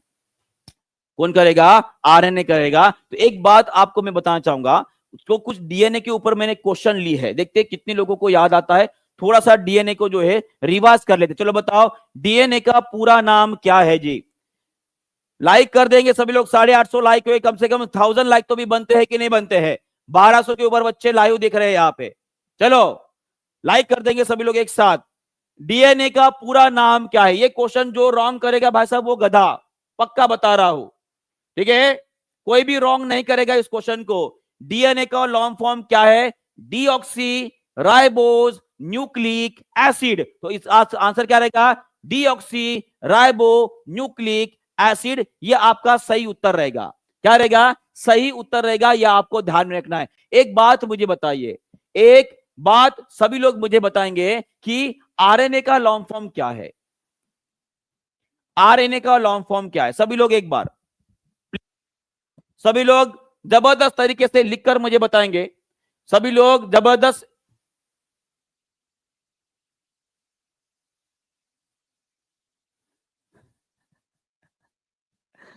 अरे एक बात मुझे बताओ, अभी अभी बताया मैंने डीएनए का लॉन्ग फॉर्म क्या है, ठीक है? डाई होता है कि डी होता है? देखो मैंने यहां पे टिक कर दिया ना, यहां पे सभी लोग जो है अपना आंसर चेंज कर रहे हैं। जैसे मैंने टिक कर दिया, यहां पे कुछ लोगों ने अपना आंसर चेंज कर दिया। ऐसा कॉन्फिडेंस नहीं रखना है आपने भाई साहब। ये बीपीएससी का आंसर है जिसको आपको चैलेंज करना है, जिसे आपको चैलेंज करना था। और यहां पे सच में कुछ लोगों ने अपना आंसर अभी भी चेंज नहीं किया है। I am very very proud of you बेटा। जिन लोगों ने अभी तक अपना आंसर नहीं चेंज किया, मैं आपको बता दूं, they are really doing very very good work. मैं आपको बताना चाहूंगा, यहां पे डाई लिखा है, यहां पे डाई लिखा है, हमें चाहिए D oxy ribo nucleic acid. अब बताओ कहां पर लिखा है? ये हो गया आपका डी और ये है आपका डाई। तो आपका आंसर क्या आना चाहिए? Option number A is the correct answer. कितने लोगों ने अपना आंसर बदला था? सभी लोग गधे बन जाएंगे आज। जिन लोगों ने अपना आंसर चेंज किया भाई साहब, सभी लोग गधे बन जाएंगे आज। बताओ कौन है वो? ढूंढो तो सही, बताओ कौन है वो? चेंज कर दिए। इसलिए बोल रहा हूं, इस क्वेश्चन का आंसर इतना 100% अश्योर्ड होना था कि भाई साहब अगर किसी दिन मर भी गए गलती से और चिमटी मारकर किसी ने उठा दिया और पूछ लिया कि बता डीएनए का लॉन्ग फॉर्म क्या है, तो उस टाइम पे मुंह से बोलना चाहिए था डीऑक्सी राइबोज न्यूक्लिक एसिड होता है। और यहां पर भाई साहब सभी लोग पलट गए यहां पे, ठीक है? चलो आरएनए का लॉन्ग फॉर्म क्या होता है, ये सभी लोग को ले मैं होमवर्क दे रहा हूं, इसे कमेंट बॉक्स में जरूर लिख दीजिएगा, ठीक है? चलो कोई नहीं, होता है। पर एक बात हमेशा ध्यान में रखिएगा, एक बात हमेशा ध्यान में रखिएगा कि अक्सर ये छोटी मोटी गलतियां हम कर लेते हैं। यहाँ पे डीई और डी आई में आप कंफ्यूज हो गए। क्लियर है? चलो, और सभी को, आप सभी को बताया कि बिहार में अभी बहुत सारी एग्जामिनेशन होने वाली है, कांस्टेबल हो गई और बाकी के एग्जामिनेशन होने हैं। तो उन सभी के लिए अभी हमने एक नया चैनल की शुरुआत की जिसका नाम है भाई साहब बिहार परीक्षा। उसका नाम क्या है? बिहार परीक्षा। और उस बिहार परीक्षा के ऊपर दानिश सर का एक स्पेशल क्लास होने वाला है जिसका नाम है भाई साहब बिहार स्पेशल, जहां पे बिहार की जितने भी जीके जीएस के जितने भी स्टैटिक इंफॉर्मेशन है, जो बेस्ट 100 क्वेश्चन है, वो वहां पर कवर करने वाले हैं। तो सभी लोग अभी के अभी ज्वाइन कर लेंगे बिहार परीक्षा को। किन किन लोगों ने ज्वाइन किया है और जिन लोगों ने ज्वाइन नहीं किया है वैसा वो अभी के अभी ज्वाइन कर लेंगे। मैं टेक्निकल टीम से गुजारिश करता हूं कि जो हमारे बिहार परीक्षा का जो ऑफिशियल जो वाईटी एड्रेस है भाई साहब वो डाल दीजिए, ताकि बच्चों को आसानी हो जाए कि वो उसे जो है सर्च कर भी उसे ज्वाइन कर सकते हो, ठीक है? ज्वाइन कर लेना है आज के आज, क्योंकि ये 15 तारीख को आपका सेशन होने वाला है, माने कि परसों। याद रहेगा, सभी लोग बेल आइकन भी दबा कर रख देंगे, माने कि जैसे ही क्लास शुरू हो जाता है आपको उसकी इंफॉर्मेशन मिल जाएगी, ठीक है? चलो नेक्स्ट क्वेश्चन, डीएनए के बारे में नेक्स्ट क्वेश्चन, इसका भी आंसर कर देंगे सभी लोग। Who discovered the structure of DNA? देखो यहां पे एक और बात मैं आपको बताना चाहूंगा, ये डीएनए वाला क्वेश्चन आपको फंसाने वाला है। कैसे? यहां पे स्ट्रक्चर बोला गया है, यहां पे स्ट्रक्चर बोला गया है। हु डिस्कवर्ड द डीएनए अगर ऐसे होता तो उसका आंसर अलग होता। यहां पे पूछा गया who discovered the structure of DNA, इसका आंसर सभी लोग करेक्ट करेंगे। बहुत बढ़िया, बहुत बढ़िया, सभी लोग इसका आंसर कर देंगे। इसका आंसर क्या रहेगा? बहुत बढ़िया, सभी लोग सही ढंग से आंसर कर रहे हैं। अगर स्ट्रक्चर ऑफ डीएनए के बारे में पूछी जाती है, संरचना पूछी जाती है, तो उसका आंसर आपका वैटसन एंड क्रिक रहेगा। कौन रहेगा? Watson and Crick is the correct answer. और सभी लोग मुझे बताएंगे कि डीएनए का स्ट्रक्चर, संरचना कैसी होती है, कोई बता सकता है? कैसे होती है जी? वो होती है आपकी हेलिक्स होता है। कैसे होता है? हेलिक्स होता है, मान कि कुछ इस तरह का रहेगा। दो स्ट्रैंड होते हैं और वो दोनों स्ट्रैंड जो है एक दूसरे के अंदर जो इस तरह से घुल मिल कर रहते हैं, ठीक है। इसको बोला जाता है हेलिक्स। क्या बोला जाता है? हेलिक्स स्ट्रैंड होते हैं। और इसके ऊपर जो जीन्स होते हैं, इनके ऊपर जो जीन होते हैं वो कैसे, वो रेखीय रेखीय संरचना होती है उनकी। कैसी होती है? रेखीय संरचना होती है, मान कि लीनियरली अरेंज होते हैं। कैसे अरेंज होते हैं? लीनियरली अरेंज होते हैं। ये भी क्वेश्चन हमारे बीपीएससी में पूछा गया है। क्लियर है? ओके, चलो नेक्स्ट क्वेश्चन की तरफ बढ़ते हैं। इसका आंसर कर देंगे सभी लोग। अब देखो ये क्वेश्चन अलग है, ये क्वेश्चन अलग है। इसमें क्या पूछा गया है? In which cell organelle is DNA found? कौन सी कोशिका के अंग के अंदर जो है डीएनए मिलता है? चलो इसका आंसर कर देंगे सभी लोग जल्दी से। इसका आंसर क्या रहेगा? और मुझे लगता है कि इसका भी आंसर कोई गलत नहीं करेगा। इसका भी आंसर कोई भी गलत नहीं करेगा। और यहाँ पे कुछ लोग जो है सी बोल रहे हैं। एक बात मुझे बताओ, कितने लोगों ने सी आंसर किया है? कितने लोगों ने सी आंसर किया है? एक बार हाथ ऊपर कर लेंगे जी। कितने लोगों ने सी आंसर किया है? बहुत बढ़िया। आंसर चेंज होना नहीं चाहिए। इसका आंसर क्या है? इसका आंसर आपका सही है, option number D is the correct. Option number D is the correct. Mitochondria में उसका खुद का डीएनए होता है और न्यूक्लियस के अंदर डीएनए तो होता ही होता है। और उसी तरह से अगर मैं पादप कोशिका की बात करूंगा तो पादप कोशिका के अंदर माइटोकॉन्ड्रिया और न्यूक्लियस के अलावा एक और अंग होता है जिसके अंदर खुद का डीएनए होता है। उस अंग का नाम जो है सभी लोग कमेंट बॉक्स में लिख देंगे। चलो बताओ इसका आंसर क्या रहेगा? लाइक शेयर कमेंट करते रहेंगे। 1000 लाइक अभी जल्दी पूरे होने वाले हैं। 1400 के बच्चे आसपास है, यहां पर 1000 लाइक भी पूरे नहीं हुए हैं। तो जब भी किसी ने अभी तक लाइक नहीं किया है तो लाइक कर देंगे जल्दी से। चलो बताओ इसका आंसर क्या रहेगा? बहुत बढ़िया। पादप कोशिका के अंदर, बहुत बढ़िया, उसका नाम है भाई साहब, उसे बोलेंगे हम क्लोरोप्लास्ट। क्या बोलेंगे? क्लोरोप्लास्ट के अंदर भी इसका खुद का डीएनए होता है। ओके, क्लियर है? क्लियर है? चलो आगे बढ़ते हैं, देखते हैं नेक्स्ट क्वेश्चन की तरह आंसर कौन करता है। इसका आंसर कर देंगे। चलो बताओ इसका आंसर क्या रहेगा?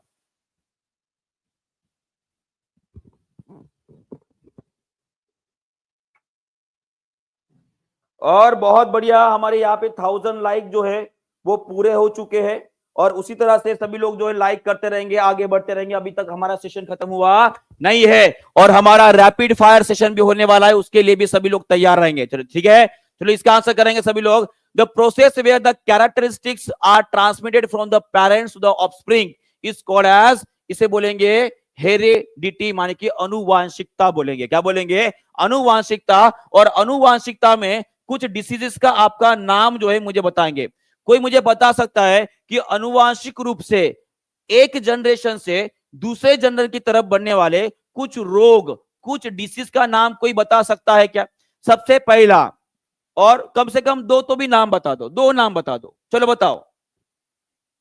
बहुत बढ़िया, इसके बारे में हमने पहले पढ़े हैं। बहुत बढ़िया, हीमोफीलिया, कलर ब्लाइंडनेस, बहुत बढ़िया। और कौन सा डिसीज होता है? बहुत बढ़िया, और कौन सा डिसीज होता है? बहुत बढ़िया जी, ट्यूबरक्यूलोसिस। ये कहां से हो गया आपका? चलो मैक्सिमम लोगों ने आंसर दे दिया। मुझे एक्सपेक्ट तो कर रहा था कि कलर ब्लाइंडनेस के बारे में आप बताएंगे, कलर ब्लाइंडनेस के बारे में आप बताएंगे। और एक डिसीज है, हीमोफीलिया भी रहेगा जी, बिल्कुल। और एक डिसीज एचआईवी। एचआईवी हो सकता है जी, हाँ, ये जेनेटिक हो सकता है, मां से बच्चों को हो सकता है। और सिकल सेल का नाम सुने हो? सिकल सेल का नाम सुने हो? कितने लोगों को पता है सिकल सेल के बारे में? पता है जी, बिल्कुल। गंजापन अरे भाई, गंजापन ये भी, हाँ, ये जेनेटिक हो सकता है, बिल्कुल। एक बात मुझे, हाँ, सिकल सेल सबको पता है। यहाँ पे दो नाम तो हमारे हो गए। एक बात मुझे बताओ, कितने लोग यहाँ पे ऐसे मौजूद है इनको ये डर है कि उनके अंकल का, उनके दादाजी का या उनके पप्पा के बाल जल्दी ही उड़ गए तो उनके भी बाल जल्दी उड़ जाएंगे? ये कितने लोगों को डर है? एक बार हाथ ऊपर कर दो।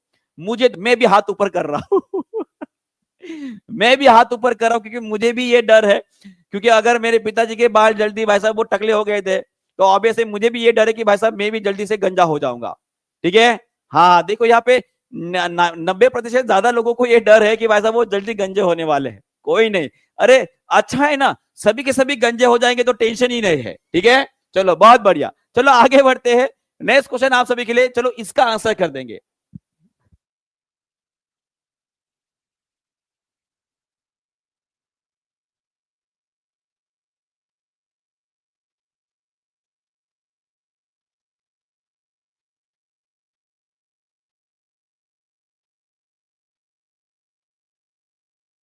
चलो सभी लोग इसका आंसर कर देंगे। इसका आंसर क्या रहेगा? Artificial gene was created by, कृत्रिम जीन किनके द्वारा? ये देखिए वो महान वैज्ञानिक है और सच में इसमें प्राउड फील होता है कि ये हमारे भारत के हैं। और इनका नाम क्या था? हरगोविंद खुराना जी। हरगोविंद खुराना जी वो ऐसे वैज्ञानिक थे जिन्होंने लेबोरेटरी में या लाइब्रेरी में सबसे पहले जीन बनाया था। और ये बहुत ही गजब की बात है, सबसे रिस्पॉन्स या क्या बोलेंगे उसको, प्राउड फील करने वाली बात है कि हरगोविंद खुराना जी वो वैज्ञानिक थे जिन्होंने आर्टिफिशियल जीन माने कि जिसे लेबोरेटरी में बनाया गया था, ये उन्होंने बनाया था। ठीक है, चलो आगे बढ़ते हैं नेक्स्ट क्वेश्चन। और इनके बारे में आपको ध्यान में रखना है, ये बड़े ही इंपॉर्टेंट है। इसे नोट करके रख देंगे, सभी लोग नोट करके रख देंगे, स्टार मार्क रख के रख देंगे कि सबसे पहले अगर आपको पूछा जाता है कि डीएनए की खोज किसने की, डीएनए की खोज करने वाले वैज्ञानिक कौन थे, तो ये वो महान वैज्ञानिक थे जिसका नाम है फ्रेडरिक मिशर। इसका नाम क्या है? इनका नाम क्या है? फ्रेडरिक मिशर वो वैज्ञानिक है जिन्होंने डीएनए की खोज की थी। याद रखेगा, डीएनए के संरचना के बारे में बताने वाले वाटसन एंड क्रिक थे, पर डीएनए के बारे में या डीएनए होता है ये बताने वाले सबसे पहले वैज्ञानिक कौन थे? वो थे आपके फ्रेडरिक मिशर, डीएनए के खोजकर्ता। क्लियर है जी? क्लियर है? चलो, और इन्होंने इस डीएनए को क्या बोला था? इनको बोला था भाई साहब न्यूक्लियन बोले थे।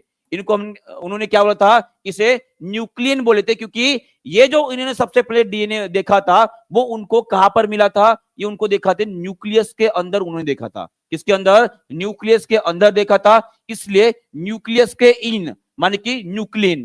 ठीक है, याद रहेगा? चलो बहुत बढ़िया। और ये वाटसन एंड क्रिक, जैसे कि आप सभी को पता है, इन्होंने सबसे पहले डीएनए का स्ट्रक्चर कैसे होता है वो आपको बता दिया। और उसी तरह से अगर आपको पूछा जाता है कि हमारा डीएनए का बेस क्या है, माने कि वो किससे बना है, तो वो होते हैं आपके नाइट्रोजन बेस होते हैं। किससे बने होते हैं? नाइट्रोजन बेस होते हैं, और जिनके अलग अलग नाम होते हैं। ठीक है, एडेनाइन हो गया, ग्वानिन हो गया, इस तरह के जो नाम होते हैं वो उनके नाइट्रोजन बेस के नाम है। क्लियर है?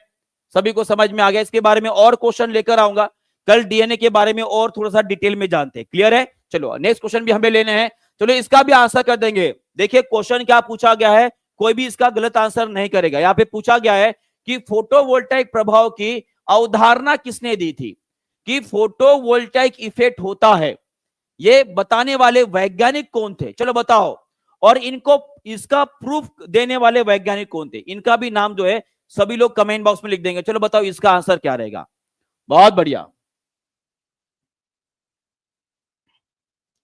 आज भाई साहब घर से आ रहा था और चिड़िया ने जो है शर्ट के ऊपर पोट्टी कर दी थी। चिड़िया ने पोट्टी कर दी थी। सुबह सुबह ही आशीर्वाद मिल गया था चिड़िया रानी का, है ना? चलो इसका आंसर कर देंगे सभी लोग। इसका आंसर क्या रहेगा जी? बहुत बढ़िया, सभी लोगों ने आंसर दे दिया। इसका आंसर रहेगा एडमंड बेक्वेरेल। कौन रहेंगे? Edmond Becquerel is the correct answer. बहुत बढ़िया। ठीक है, सभी लोग मैक्सिमम लोगों ने आंसर कर दिया है। और ये रहे एडमंड बेक्वेरेल। इनको ही फादर ऑफ सोलर पैनल बोला जाता है।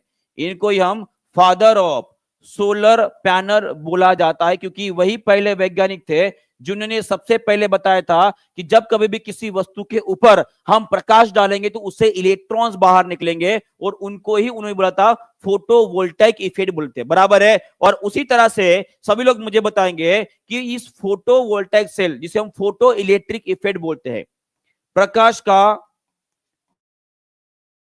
विद्युत प्रभाव, प्रकाश का विद्युत प्रभाव को एक्सप्लेन करने वाले, उसकी थ्योरी रखने वाले वो वैज्ञानिक कौन थे जिनको नोबेल प्राइज भी मिला था इसके लिए? नोबेल प्राइज जीतने वाले वो वैज्ञानिक कौन थे? वो थे भाई साहब आपके आइंस्टाइन। कौन थे? आइंस्टाइन थे। कौन थे? आइंस्टाइन थे। ये आपको ध्यान में रखना है। क्लियर है? क्लियर है? बहुत बढ़िया, बहुत बढ़िया। ठीक है, बहुत बढ़िया, बहुत बढ़िया। एक क्वेश्चन याद आ रहा है, जैसे कि सवेरे सवेरे जो है चिड़िया ने पोटी कर दी थी, तो एक बात मुझे बताओ, एक बात मुझे सभी लोग कमेंट बॉक्स में बताएंगे, चिड़िया ने जो पोटी कर दी भाई साहब, चिड़िया ने जो पोटी कर दी थी, उस पोटी में भाई साहब क्या होता है, कोई बता सकता है? विज्ञान ऐसे ही पढ़ा जाता है, विज्ञान ऐसे ही पढ़ा जाता है। हर वो चीज का बारीकी से ऑब्जर्वेशन करना। झिंगालाल हो गया है, बहुत बढ़िया जी। कुछ लोगों ने बिल्कुल सही उत्तर किया है। चिड़िया की जो पोटी होती है भाई साहब, उसमें होता है आपका यूरिक एसिड। क्या होता है? यूरिक एसिड होता है। बहुत बढ़िया।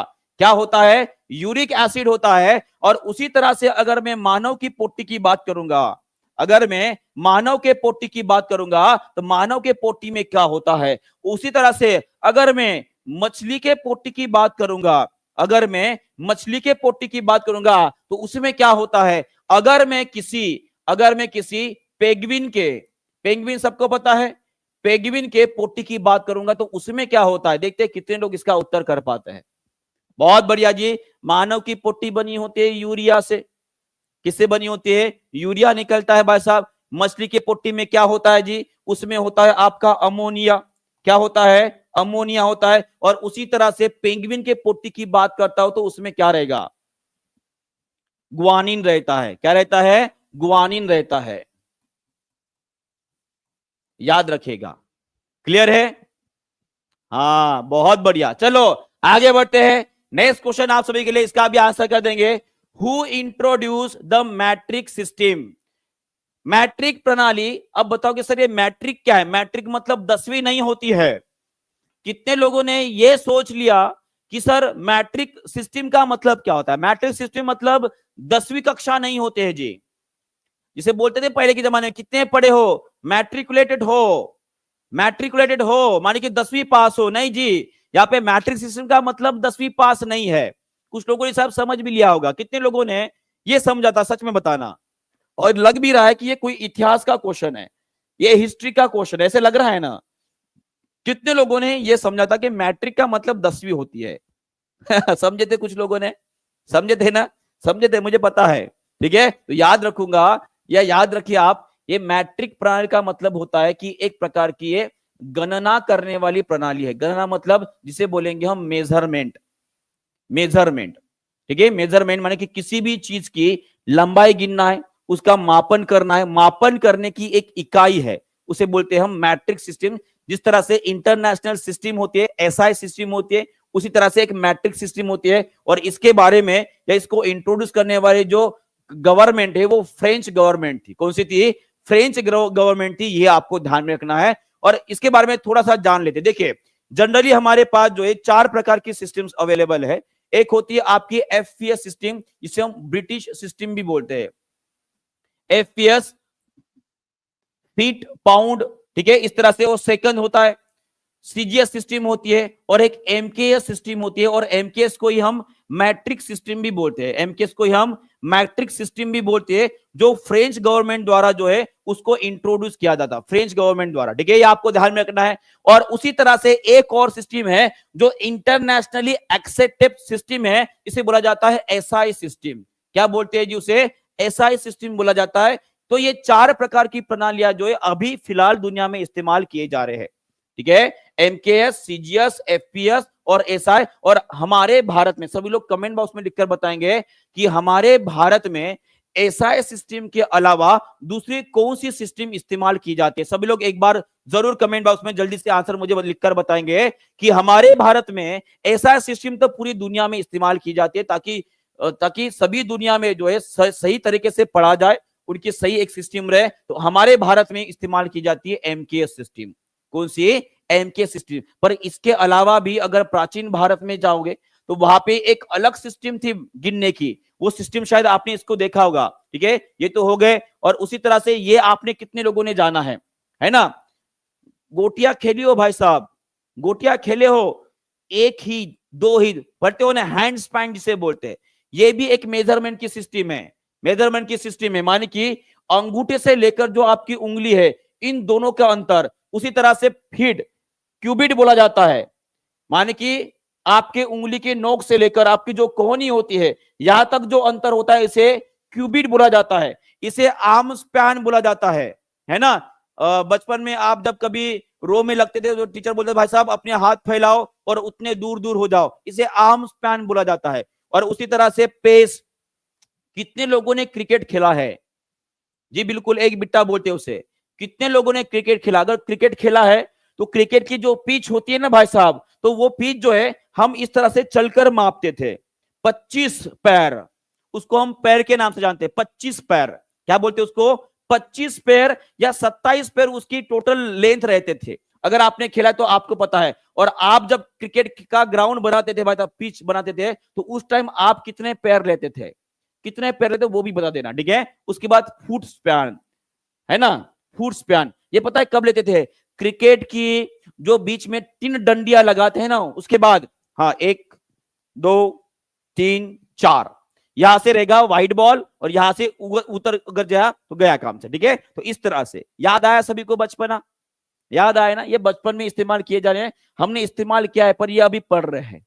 मजे की बात है ना, है ना? चलो बहुत बढ़िया, आगे बढ़ते हैं। नेक्स्ट क्वेश्चन आप सभी के लिए बताओ, इसका आंसर करेंगे सभी लोग? इसका भी आंसर कर देंगे सब लोग। इसका आंसर क्या रहेगा? चलो बताओ। ये इंपॉर्टेंट क्वेश्चन रहेगा, ये आपके बीपीएससी में पूछा गया क्वेश्चन है। चलो बताओ इसका आंसर क्या है? ढंग से आंसर करेंगे सभी लोग। बहुत मजा आता था क्रिकेट खेलने में। रिंकी राय जी, आप क्रिकेट खेलते थे? क्या बात है।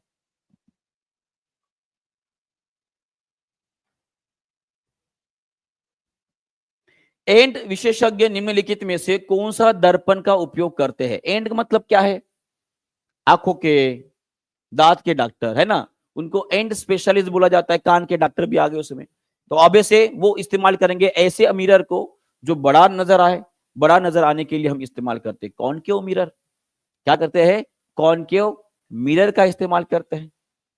अगर पूछा जाता है मिरर की जगह पे लेंस अगर पूछा जाए तो उसका आंसर क्या करोगे?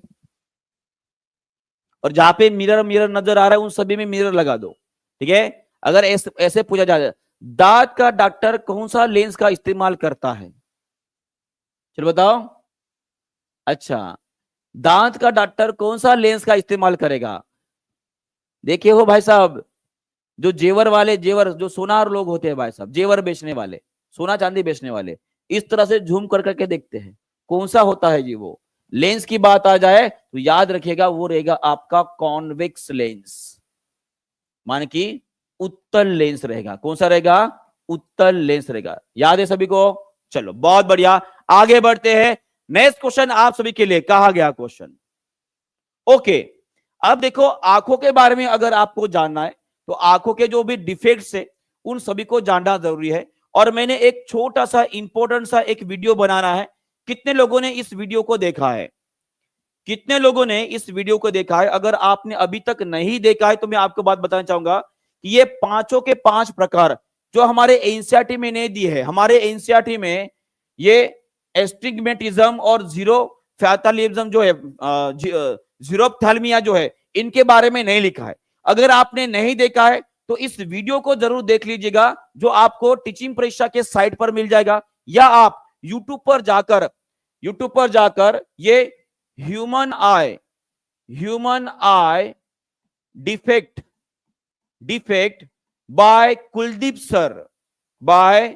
कुलदीप सर, ये सर्च कर लीजिएगा। ये जब आप सर्च कर लोगे तो ये वीडियो आपको मिल जाएगा। इस वीडियो को देखकर जो है ये एक्स्ट्रा इंफॉर्मेशन आपको जरूर मिल जाएगा। और जिन्होंने अभी तक पेड क्लास नहीं लिया है तो इस वीडियो को देखकर अपना ये पूरा का पूरा कंसेप्ट जो है ह्यूमन आई डिफेक्ट वाला, ये भी आप कवर कर सकते हो। क्योंकि यहाँ पे मैंने पूरा ह्यूमन आई का डिफेक्ट जो है, जो मानवीय आंख के अंदर जो गड़बड़ियां होती है, किसके कारण होता है, उसका उपाय क्या होता है, ये सभी बातें मैंने यहाँ पर क्लियर की है। क्लियर है जी?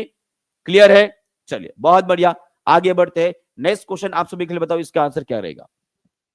ये एनसीईआरटी एग्जाम प्लस से लिया गया क्वेश्चन है, सब लोग इसका आंसर कर देंगे। चलो बताओ इसका आंसर क्या रहेगा? The danger signal installed at the top of the tall building are red in colour. यहां पे बोला गया है कि जो बड़े बड़े डेंजर वाले सिग्नल्स होते हैं भाई साहब, वो जनरली आपको रेड कलर में ही नजर आते। तो उनका ये कहना है कि वो इसलिए नजर आते हैं क्योंकि लाल कलर जो है हम दूर से भी अच्छे से देख पाते। तो उसका कारण क्या है? लाल रंग जो होता है, जो रेड कलर होता है, हम दूर से भी देख पाते अच्छे से। इसका कारण यह है क्योंकि लाल रंग जो होता है वो स्कैटर्ड नहीं होता है, बहुत कम स्कैटर्ड होता है, is scattered the least by the smoke और fog. Option number B is the correct answer. और उसका कारण भी हमने पढ़े थे कि इसका कारण ये है कि जो रेड कलर होता है, सभी लोग कमेंट बॉक्स में लिखेंगे इसका क्या ज्यादा होता है, क्या ज्यादा होता है, ज्यादा होता है, जिसके वजह से ये ज्यादा दूरी तय कर पाता है, दूरी तय कर पाता है। सभी लोग कमेंट बॉक्स में लिखेंगे, चलो बताओ। बहुत बढ़िया। हमने वीबजॉर VIBGYOR में पढ़े थे कि रेड कलर माने कि लाल रंग जो होता है उसका वेवलेंथ माने कि तरंग दैर्घ्य ज्यादा होता है। क्या ज्यादा होता है? उसका तरंग दैर्घ्य ज्यादा होता है, और वही तरंग दैर्घ्य ज्यादा रहने की वजह से वो कम स्कैटर्ड होता है, कम विचलित होता है, और उसी की वजह से ज्यादा दूरी वो तय कर पाता है। और इसी के कारण जनरली आपके मॉर्निंग के टाइम पे और इवनिंग का जो समय होता है वहां पे आपको जनरली जो स्काई, जो बादल और जो भी आपका जो पूरा का पूरा सन रहेगा वो जनरली आपको रेड कलर का नजर आता है। क्यों? क्योंकि उस समय में केवल और केवल लाल रंग जो है आपके आंखों तक पहुंच पाता है। और उसी तरह से सभी लोग मुझे कमेंट बॉक्स में ये भी लिखकर बताएंगे, सभी लोग कमेंट बॉक्स में ये भी लिख के बताएंगे कि दोपहर के टाइम में, दोपहर के टाइम में, दोपहर के टाइम में हमारा जो स्काई होता है हमें हमें ब्लू नजर आता है, हमें ब्लू नजर आता है। चलिए सभी लोग इसका आंसर कर देंगे, इसका आंसर क्या रहेगा? चलिए जी सभी लोग इसका आंसर कर देंगे, इसका आंसर क्या रहेगा? दोपहर के टाइम में स्काई हमें ब्लू नजर आता है, इसका कारण क्या है? दोपहर के टाइम में हमें स्काई ब्लू नजर आता है, इसका कारण क्या है? क्योंकि दोपहर के टाइम में या जिस समय पूरा का पूरा आसमान साफ हो उस टाइम पे ब्लू कलर का स्कैटरिंग सबसे ज्यादा होता है, इसका स्कैटरिंग सबसे ज्यादा होता है, और स्कैटर होने की वजह से ये पूरे आकाश में फैल जाएगा, और उसी के कारण हमारे आकाश कैसे नजर आता है जी? नीला नजर आता है। क्लियर है? चलो आगे बढ़ते हैं। और ये रहा वो कारण जिसके वजह से जो है हमें लाल और कैसे वो नजर आता है। क्लियर है? देखो यहाँ पे लिखा भी गया है कि रेड लाइट जो होता है वो लेस स्कैटर होता है। कैसे होता है? लेस स्कैटर होता है, कम स्कैटर होता है, और उसी के समय जो है हमें वो जनरली लाल नजर आता है। ठीक है, तो इस क्वेश्चन का आंसर कर देंगे सभी लोग। ओम्स लॉ के क्वेश्चन पूछा गया है, ये है आपका ओम्स लॉ का क्वेश्चन है। इस ओम्स लॉ के क्वेश्चन को भी सभी लोग सॉल्व करेंगे। बताओ इसका आंसर क्या रहेगा फास्ट। उसके बाद रैपिड रिवीजन लेने वाला हो तो कोई जाने वाला नहीं, कहीं पे नहीं जाने वाला है। सभी लोग लाइक शेयर कमेंट करते रहेंगे। हमारे 1.2 के जो है लाइक्स हो गए, और यहाँ पे लगभग 1600 के आसपास बच्चे देख रहे हैं। सभी लोग एक बार लाइक कर देंगे, लाइक ठोक देंगे अपने सेशन को। चलो बताओ, जो बीपीएससी इस बार पास करना चाहेगा भाई साहब वो लाइक जरूर करेगा, क्योंकि ये मेरी मेहनत है, आपकी मेहनत है, साथ की मेहनत आगे बढ़कर हमें कोई ना कोई निष्कर्ष जरूर देगा। क्लियर है? चलो बताओ इसका आंसर क्या रहेगा। यहाँ पे बोला गया है कि रेजिस्टेंस कौन से फार्मूले से दिया गया है? V is equal to I R होता है, तो R is equal to V divide by I हो जाएगा। माने कि आंसर क्या आ जाएगा? R is equal to V divide by I। यहाँ पे I चाहिए, वहां पे 1 लिखा गया है, तो आंसर आपका ऑप्शन नंबर बी आएगा। बहुत बढ़िया, option number B is the correct answer. चलो आगे बढ़ते हैं। नेक्स्ट क्वेश्चन आप सभी के लिए, बताओ इसका भी आंसर कर देंगे। यहाँ पे बोला गया है कि which of the following is the formula for the motion in the straight line? सीधी रेखा में गति का सूत्र कौन सा है इसमें से? चलो बताओ। बहुत बढ़िया, सीधी रेखा में अगर गति हो रही है तो उस टाइम पे हमारा सूत्र कौन सा रहेगा? हमने 3 इक्वेशंस पढ़े अगर आपको याद है। v is equal to u plus a t, s is equal to u t plus half a into t square, v square is equal to u square plus twice a s. ये 3 फार्मूले हमने पढ़े हैं। इसमें से कौन सा formula यहाँ पे आपको नजर आ रहा है? वो है आपके v के फॉर्म का, माने कि ये फार्मूला आपको देखना है। कहा गया जी, ये रहा ऑप्शन नंबर बी, ये रहा option number B. v is equal to u plus a t is the correct answer. Okay, clear है? बहुत बढ़िया। चलो नेक्स्ट क्वेश्चन की तरफ बढ़ते हैं, इसका आंसर कर देंगे।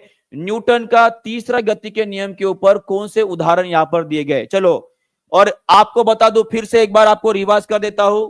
न्यूटन के जो 3 नियम है, न्यूटन के जो 3 नियम हमने पढ़े हैं, वो तीनों के तीनों नियम आपके लिए मोस्ट इंपॉर्टेंट रहेंगे। इस बार बीपीएससी में इससे क्वेश्चन एक आने वाला ही है, 101% बोल रहा हूं। आने वाला है। तो इसका आंसर कर देंगे कौन से एग्जाम्पल है।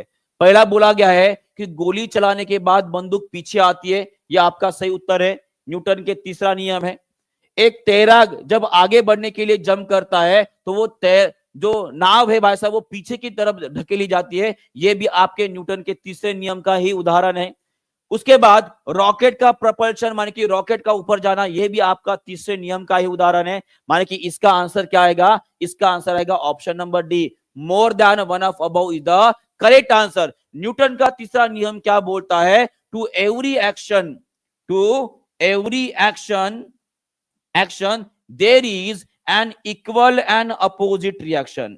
इक्वल एंड अपोजिट रिएक्शन मान की हर एक्शन के लिए हमेशा उसके विरुद्ध में उसी मैग्नीट्यूड का एक बल लगेगा जो कि उसकी विरुद्ध दिशा में रहता है। यह है आपका न्यूटन का तीसरा नियम। ठीक है, चलो थोड़ा सा और आगे बढ़ते हैं। चलो इसका आंसर कर देंगे, न्यूटन के दूसरे लॉ के ऊपर कौन सा यहां पे जो है कंसेप्ट रखा गया है, सब लोग इसका भी आंसर कर देंगे। चलो बताओ, न्यूटन के दूसरे नियम में किसकी अवधारणा को एक्सप्लेन किया गया, किसके बारे में डिटेल में बताया गया है।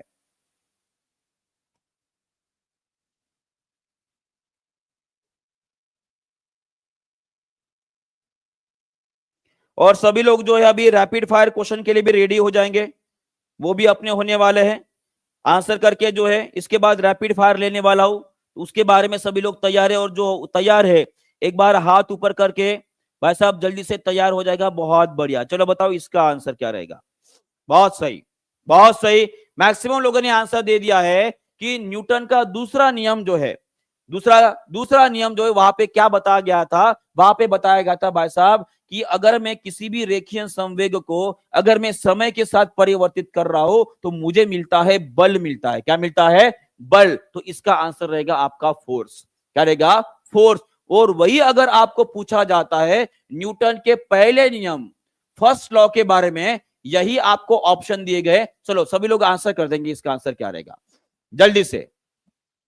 न्यूटन का दूसरा नियम अगर बोला गया है तो वो रहेगा इसका आंसर फोर्स। और वही अगर न्यूटन का पहला नियम बोला जाता है तो वहां पे उसका आंसर क्या रहेगा जी, उसका आंसर रहेगा आपका इनर्शिया रहेगा। क्या रहेगा, इनर्शिया रहेगा। और चलो आगे नेक्स्ट क्वेश्चन आप सभी के लिए, ये देखो, अगर कोई इंसान नाव से दौड़ते दौड़ते अगर जंप कर जाता है तो आप देख पा रहे हो नाव जो है पीछे की साइड में जा रहा है। तो पूछा गया है कि ये जो उदाहरण है न्यूटन के कौन से नियम से बिलोंग करता है। ये क्वेश्चन आपके यूपीएससी में पूछा गया है। आप बताओ भाई साहब, हम बीपीएससी वाले, बी और यू का ही तो डिफरेंस है, हमने उसको यू तोड़ दिया, बी का बन गया यू, और हमने यूपीएससी का क्वेश्चन भी फोड़ दिया। और यहाँ पे कोई गलत नहीं करेगा, यहाँ पे कोई गलत नहीं करेगा। इसका आंसर क्या रहेगा, न्यूटन का तीसरा नियम। कौन सा रहेगा, न्यूटन का तीसरा नियम, यहां पे सही उत्तर आएगा। क्लियर है, पर बी और यू का ही तो डिफरेंस है ना। चलो कोई नहीं, चलो सभी लोग एक बार तैयार हो जाएंगे फिर से एक बार रैपिड रिवीजन के लिए। और जिनको 10 में से 10 मार्क नहीं मिले थे, ठीक है, अभी सभी लोग ट्राई करेंगे कि 10 में से 10 मार्क हमें लेना है। और ये पहला क्वेश्चन आपके स्क्रीन के ऊपर, चलो बताओ इसका आंसर क्या रहेगा। सभी लोग इसका आंसर करेंगे, the metal found free in nature, प्रकृति में स्वतंत्र रूप से पाया जाने वाला धातु कौन सा है। ये रहा आपका पहला क्वेश्चन आपके स्क्रीन के ऊपर। तो इसका आंसर क्या रहेगा जी, बहुत बढ़िया, स्वतंत्र रूप से पाया जाने वाला कौन सा होता है। बहुत बढ़िया, बहुत बढ़िया, मैक्सिमम लोगों ने सही उत्तर दे दिया। इसका आंसर रहेगा आपका एयू। एयू माने क्या होता है जी, गोल्ड, बराबर है। गोल्ड ये उसके ही शुद्ध रूप में पाया जाता है, बराबर है। और कोई मुझे बता सकता है, कोई मुझे बता सकता है कि जो मर्क्यूरी होता है इसके और का नाम क्या है। ये आंसर जो है आप होमवर्क में जरूर करोगे। और इसका आंसर जो देगा उसका कमेंट मैं कल कमेंट बॉक्स में हमारे वाईटी के सेशन पे जरूर लूंगा, जो इसका आंसर बताएगा। क्योंकि मैंने बताया है कि आपको मर्क्यूरी का और अच्छे से याद करके रखना है, ठीक है। और इसे आपको होमवर्क में बताना है, कमेंट बॉक्स में लिखना है, ठीक है। चलो आगे बढ़ते हैं, सेकंड क्वेश्चन आप सभी के लिए, बताओ इसका आंसर क्या रहेगा जल्दी जल्दी। The reaction in which heat energy is release, ऐसी प्रतिक्रिया जिसमें उष्मा ऊर्जा मुक्त होती है उसे हम क्या बोलते हैं जी, उसे एक्सोथर्मिक रिएक्शन बोलते हैं। उष्मा क्षेपी बोलते हैं। थर्ड क्वेश्चन आप सभी के लिए, बताओ इसका आंसर करेंगे। यहां पे पूछा गया है कि हमारे शरीर में वह उत्प्रेरक जो भोजन को तोड़ने में मदद करता है, हमारे शरीर में निकलने वाला ऐसा catalyst that will help to break down our food, तो इसका आंसर रहेगा आपका डाइजेस्टिव एंजाइम। क्या रहेगा? Option number A is the correct answer. आगे बढ़ते हैं, चौथे नंबर का क्वेश्चन आप सभी के लिए, बताओ इसका आंसर।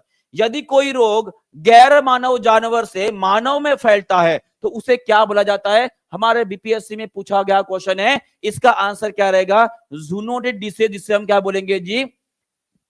क्लियर है? और इसके उदाहरण आप कमेंट बॉक्स में लिख दोगे, ये आप सभी के लिए होमवर्क रहेगा। और मैं आशा करता हूं कि जितने भी मैं क्वेश्चन बता रहा हूं, इन सभी क्वेश्चन के आंसर आप जरूर एक बार रिवाइज कर लोगे, क्योंकि ये सभी के सभी हमारे लिए इंपॉर्टेंट रहेंगे। ठीक है, चलो पांचवें नंबर का क्वेश्चन आप सभी के लिए, सभी लोग इसका भी आंसर कर देंगे, जल्दी से बताओ। यहां पे पूछा गया है कि वायु प्रदूषण का प्रभाव मुख्यतः निम्नलिखित में से किस पर पाया जाता है? चलिए, the effect of air pollution is mostly found on which of the following, तो इसका आंसर रहेगा पत्तों के ऊपर सर्वाधिक पाया जाता है। किसके ऊपर? पत्तों के ऊपर सर्वाधिक पाया जाता है। क्वेश्चन नंबर 6 आपके लिए, बताओ इलेक्ट्रॉनों के प्रवाह को क्या कहते हैं? अगर इलेक्ट्रॉन फ्लो हो रहा है, वो बह रहा है, तो उसको हम क्या बोलते हैं? एकदम बच्चों वाला क्वेश्चन, इसे हम बोलते हैं विद्युत धारा बोलते हैं। क्या बोलते हैं? विद्युत धारा, करंट बोलते हैं भाई साहब। सातवां क्वेश्चन आपके स्क्रीन के ऊपर, चलो बताओ इसका आंसर कर देंगे सभी लोग। सापेक्ष घनता, इसकी इकाई क्या है? इसका आंसर जिसने लगा दिया उसकी लाइफ झिंगालाल हो जाएगी, वो बीपीएससी में इस बार टीचर बन जाएगा। उसका आंसर क्या रहेगा? चलो मैं सबके क्वेश्चन के आंसर की राह देख रहा हूं, सभी लोग जल्दी से आंसर करेंगे। इसका आंसर क्या रहेगा?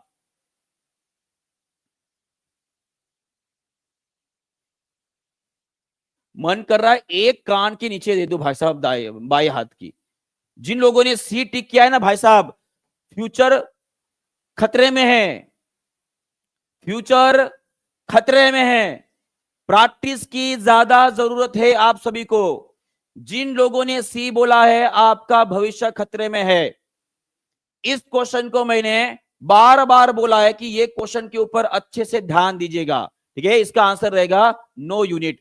इसकी कोई भी इकाई नहीं होती है, इसकी कोई भी इकाई नहीं होती है। ठीक है, चलो आठवें नंबर का क्वेश्चन, इसका भी आंसर कर देंगे। यदि कपूर को खुले बर्तन में रखा जाए तो उसकी मात्रा घटती है। एकदम सिंपल सा क्वेश्चन है, इसका आंसर कोई गलत नहीं करेगा। ठीक है, इसका आंसर रहेगा ऑप्शन नंबर ए, इसे बोलते हैं हम सब्लिमेशन, माने कि ऊर्ध्वपातन बोलते हैं। ठीक है, चलो 9th नंबर का क्वेश्चन आप सभी के लिए, उस धातु का नाम बताए जो कमरे के तापमान पर तरल अवस्था में होता है। चलो एकदम इजी क्वेश्चन है, और सच में अगर बोलूं, अगर इस क्वेश्चन का आंसर आप नहीं दे पा रहे हो तो आपका भविष्य पूरा ही अंधेरे में चला जाएगा। याद रखिएगा, ये पूरे विज्ञान का सबसे इजी क्वेश्चन है। पूरे विज्ञान में सबसे इजी क्वेश्चन है। केमिस्ट्री का सबसे इजी क्वेश्चन है पूरी दुनिया का। इसका आंसर गलत नहीं होना चाहिए। इसका आंसर क्या रहेगा? क्या बोला गया है? धातु कमरे के तापमान पर तरल होता है, मर्क्यूरी। अगर धातु की जगह पे यहां पे अधातु लिख दूं तो उसका आंसर आप कमेंट बॉक्स में लिख दोगे। ठीक है, कमेंट बॉक्स में लिख दोगे। ये हो गया आपका होमवर्क, 3 होमवर्क हो गए। ठीक है, और ये रहा आपका 10वें नंबर का क्वेश्चन, और ये आप सभी के लिए होमवर्क रहेगा। इसका आंसर आप कमेंट बॉक्स में लिख दोगे, क्या रहेगा, कैसे रहेगा, और उसका एक्सप्रेशन में कर दूंगा। और इसी तरह से हमारा सेशन यहीं पे खत्म कर सकते हैं। आप सभी का बहुत बहुत धन्यवाद। और एक बार देखो 1.4 के लाइक हो गए, यहाँ पे 1600 के ऊपर बच्चे देख रहे हैं। एक बार सभी लोग अच्छे से जोर लगाएंगे, और जिन्होंने लाइक नहीं किया है लाइक कर देंगे, ताकि हमारा 1.5 के का टारगेट यहां पे कंप्लीट हो जाए। चलो सभी लोग एक साथ लाइक कर देंगे और इस क्वेश्चन का आंसर कमेंट बॉक्स में लिख देंगे, और देखते हैं हमारा कल का सेशन। ठीक है, यहां पर अगर 1.5 के हो जाता है तो और भी मजा आ जाएगा। ठीक है, चलो bye bye, God bless you all, take care and all the best for your studies. मिलते हैं कल इसी समय पे, इसी जोश में, इसी होश में, और इसी तरह से और पढ़ाई करेंगे। ठीक है, चलो बहुत बहुत बढ़िया जी।